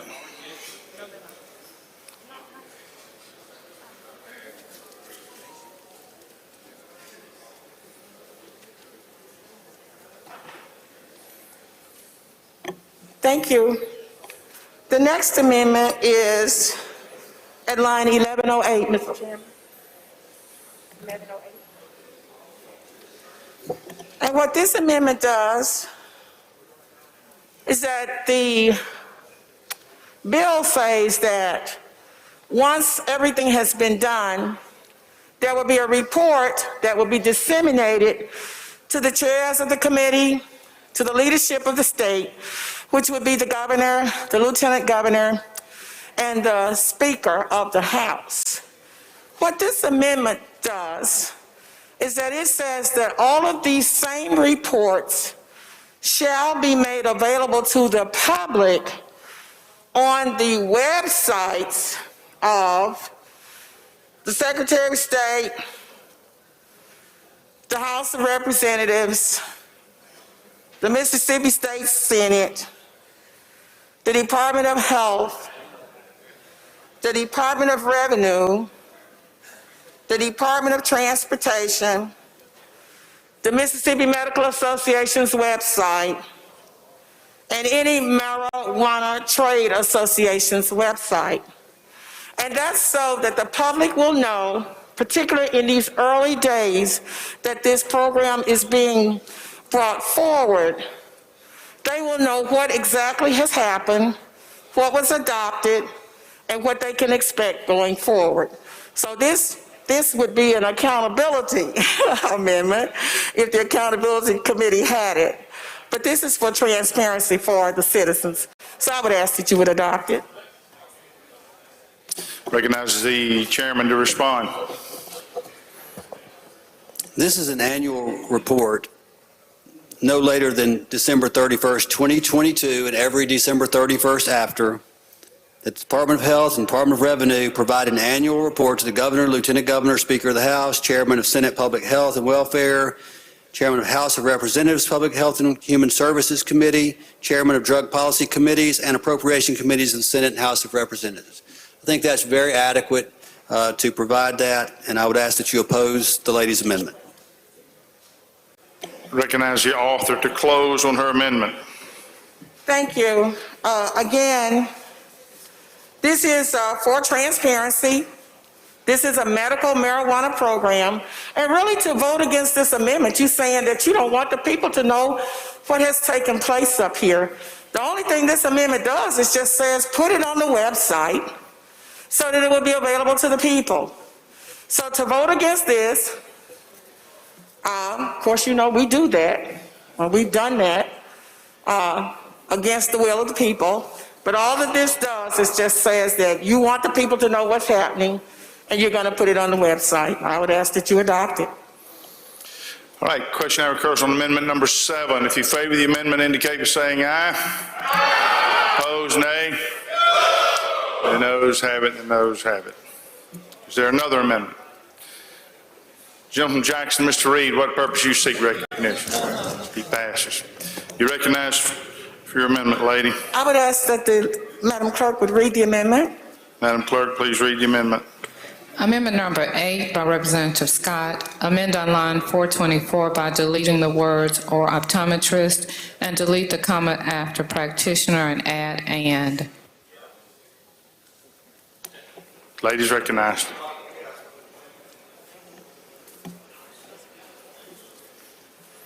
Ladies and gentlemen, if you remember in the colloquy that I had with the gentleman, Mr. Yancey, who is championing and carrying this bill, I asked him in the very beginning about whether an optometrist in establishing a bona fide patient health relationship.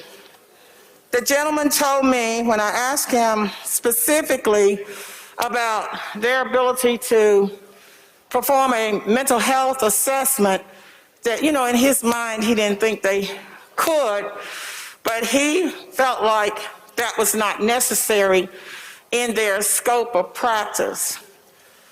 I just want to read to you what the bill, not what we suppose, but once this becomes law, when you pass it, this is what's going to happen if you don't adopt this amendment. The bona fide practitioner-patient relationship means that a practitioner and a patient have a treatment or a consulting relationship during the course of which the practitioner, within his or her scope of practice, has completed an in-person assessment of the patient's medical history and current mental health and medical condition, and has documented their certification in the patient's medical file. The gentleman told me that he thought they could treat glaucoma. That is fine, but you are requiring, if you make this bill law, that they also have the ability to do an assessment on current mental health and the person's medical condition. I don't think that optometrists can do that. They do a good job for what they do, but I don't know for this situation if that's what we want them listed. So what the amendment does, it just allows for the medical doctor, it allows for the nurse practitioner, it allows for the physician's assistant to be the ones to conduct the medical assessment, the mental health assessment, and all medical conditions as it relates to the patient to develop the qualified, bona fide health relationship between doctor and patient. Recognize the chairman to respond. Any person going to an optometrist, the only thing within the scope of the practice of an optometrist, the only debilitating condition is glaucoma. Glaucoma is when pressure builds up in the eye and you begin to go blind because your optic nerve is being just pushed out. And so within the scope of their practice, the only thing an optometrist could certify someone for a medical cannabis card would be glaucoma. I think that's clear in the bill, and I'd ask you to vote down the lady's amendment. Recognize the author to close on her amendment. Thank you. I would just ask the House if you would vote for the amendment. I've explained what it does, that it does. This is a medical program, and we're dealing with very sick people, and we really should have qualified people making these decisions. And so I would ask that you would adopt the amendment. Question now occurs on Amendment 8. If you favor the amendment, indicate by saying aye. Opposed, no. Noes have it. One more amendment, lady. Yeah, and thank you so much for your patience, ladies and gentlemen. As you know, this bill does not allow for... Excuse me, lady, we need your amendment. Madam Clerk needs your amendment. Mr. Speaker.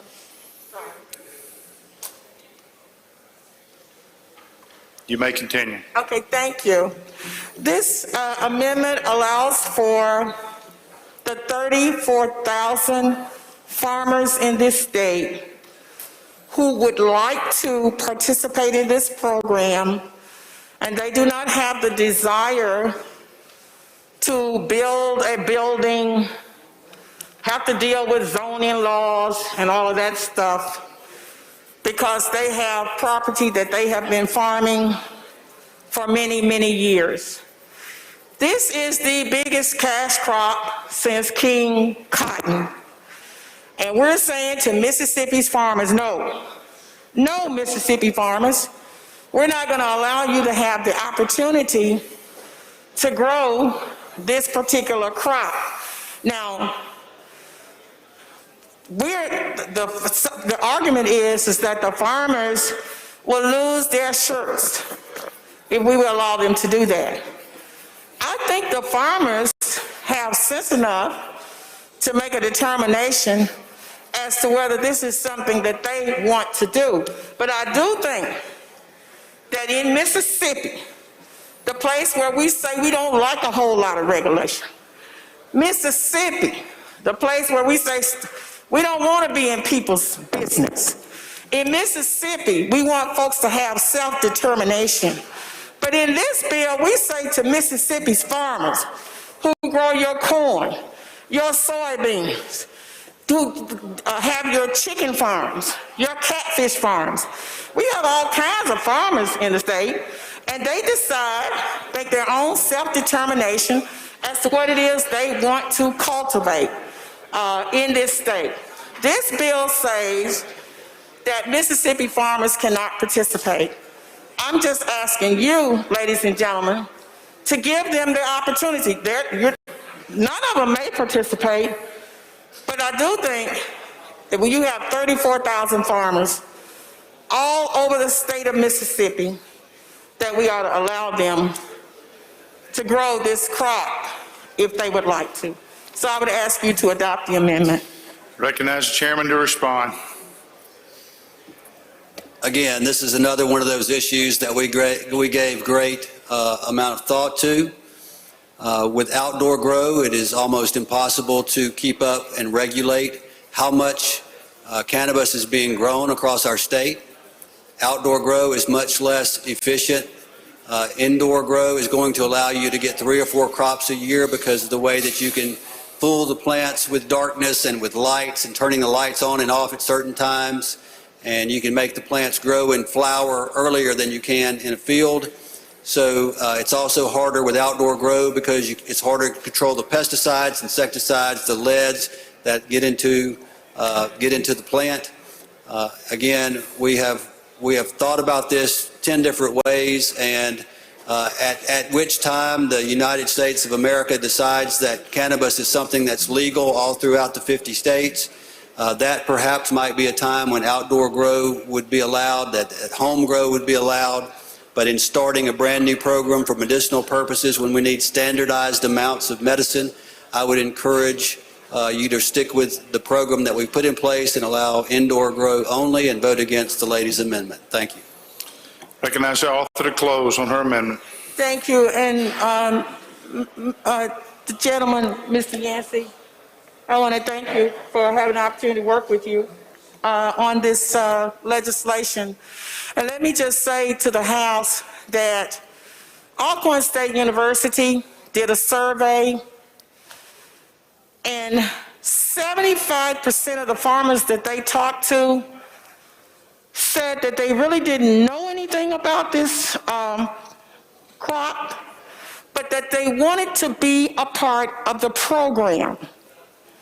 They don't know how it's going to work because it's legal and illegal, but they wanted to be a part of the program. Every barrier that Alcorn asked them about, they admitted that those things were barriers, but still, they said, we want to be a part of the program. In 19 states right now, of the 35 states that allow for marijuana, 19 of those states allow for people to grow this crop outside. This is nothing novel. States are allowing people to grow the crop outside. I don't know why we in Mississippi do not want to allow the 34,000 farmers to have this opportunity. But this is your chance to say to them that you've heard their cry, that all they want to do is have a chance to participate, and you're going to give them that chance. And that's what this amendment does. It just says, let them all get out there and grow. They can grow indoor, outdoor, upside down if they want to, but it just says let them all get out there and grow. So I would ask that you would adopt the amendment, and I thank you for your patience today. Question occurs on amendment number 9. If you favor the amendment, indicate by saying aye. Opposed, no. Noes have it. Noes have it. Insufficient number. All right. Question now recurs on final passage. Lady from Harrison, Ms. Crawford, what purpose you seek recognition? I had a question for the author, for the chairman. Okay. If the chairman wishes to yield for questions, he may. You're on final passage, gentlemen. You got 10 minutes. Do you yield? I was just curious, why are we allowing our doctors to prescribe an illegal drug when right now they're being prohibited from prescribing legal drugs such as hydrochloroquine and ivermectin?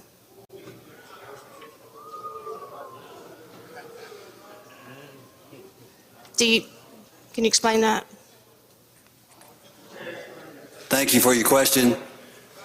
What we're doing is we're doing what 38 other states have done. We are putting a medical cannabis program into place that's an exception to the federal law. We are trying to give people with debilitating medical conditions another alternative. That's all I'm trying to do. Thank you. All right, gentlemen, use the floor.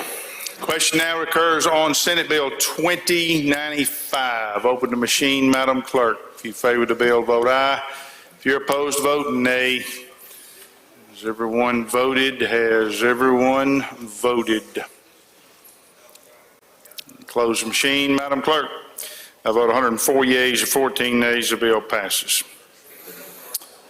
Announcements, Mr. Clerk. Announcements, Madam Clerk.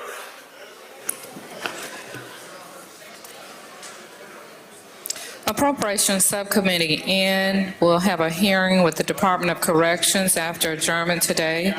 Interstate Cooperation will meet after adjournment in 103. Tomorrow, Appropriations Subcommittee F will have a hearing with the Department of Audit at 8:30 and 201A. Judiciary B Full Committee will meet at 9 and 113. Wildlife Full Committee will meet at 9 and 114. Appropriations Subcommittee F will have a hearing with ITS Wireless Communication Commission tomorrow at 9 and 201A. Public Utilities Full Committee will meet at 9 and 204. Appropriations Subcommittee F will have a hearing with ITS at 9:15 and 201A. The full Transportation Committee meeting will be tomorrow at 11 and 202. Appropriations Subcommittee F will have a hearing with the Board of Tax Appeals tomorrow at 1 and 201A. Apportionment and Elections will meet at 1 and 401A. Accountability, Efficiency, Transparency will meet after adjournment tomorrow in room 103. Jump from Tallahatchie, Mr. Reynolds. He passes. Jump from Rankin, Mr. Newman.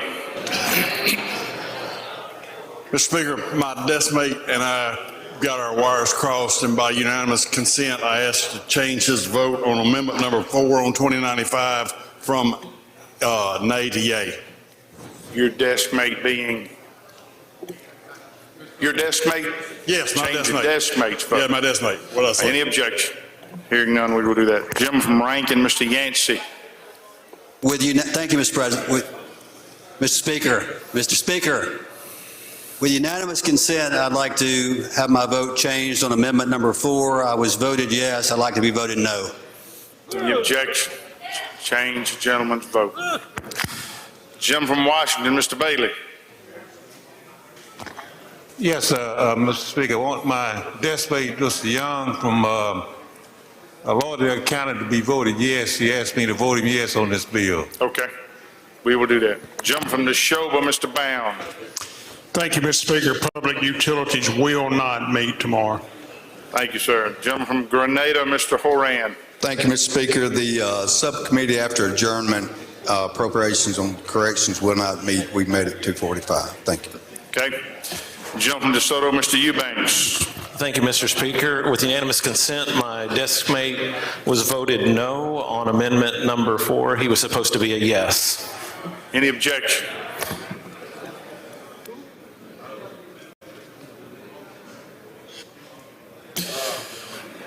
Hearing none, we will do that. Any further announcements? I don't see any. Recognize the gentleman from Oktibbeha Hall for the motion. Thank you, Mr. Speaker. I move this House stand adjourned until 2 p.m. tomorrow. You've heard the motion. All in favor say aye. Opposed, nay. The ayes have it. House adjourned until 2 p.m. tomorrow.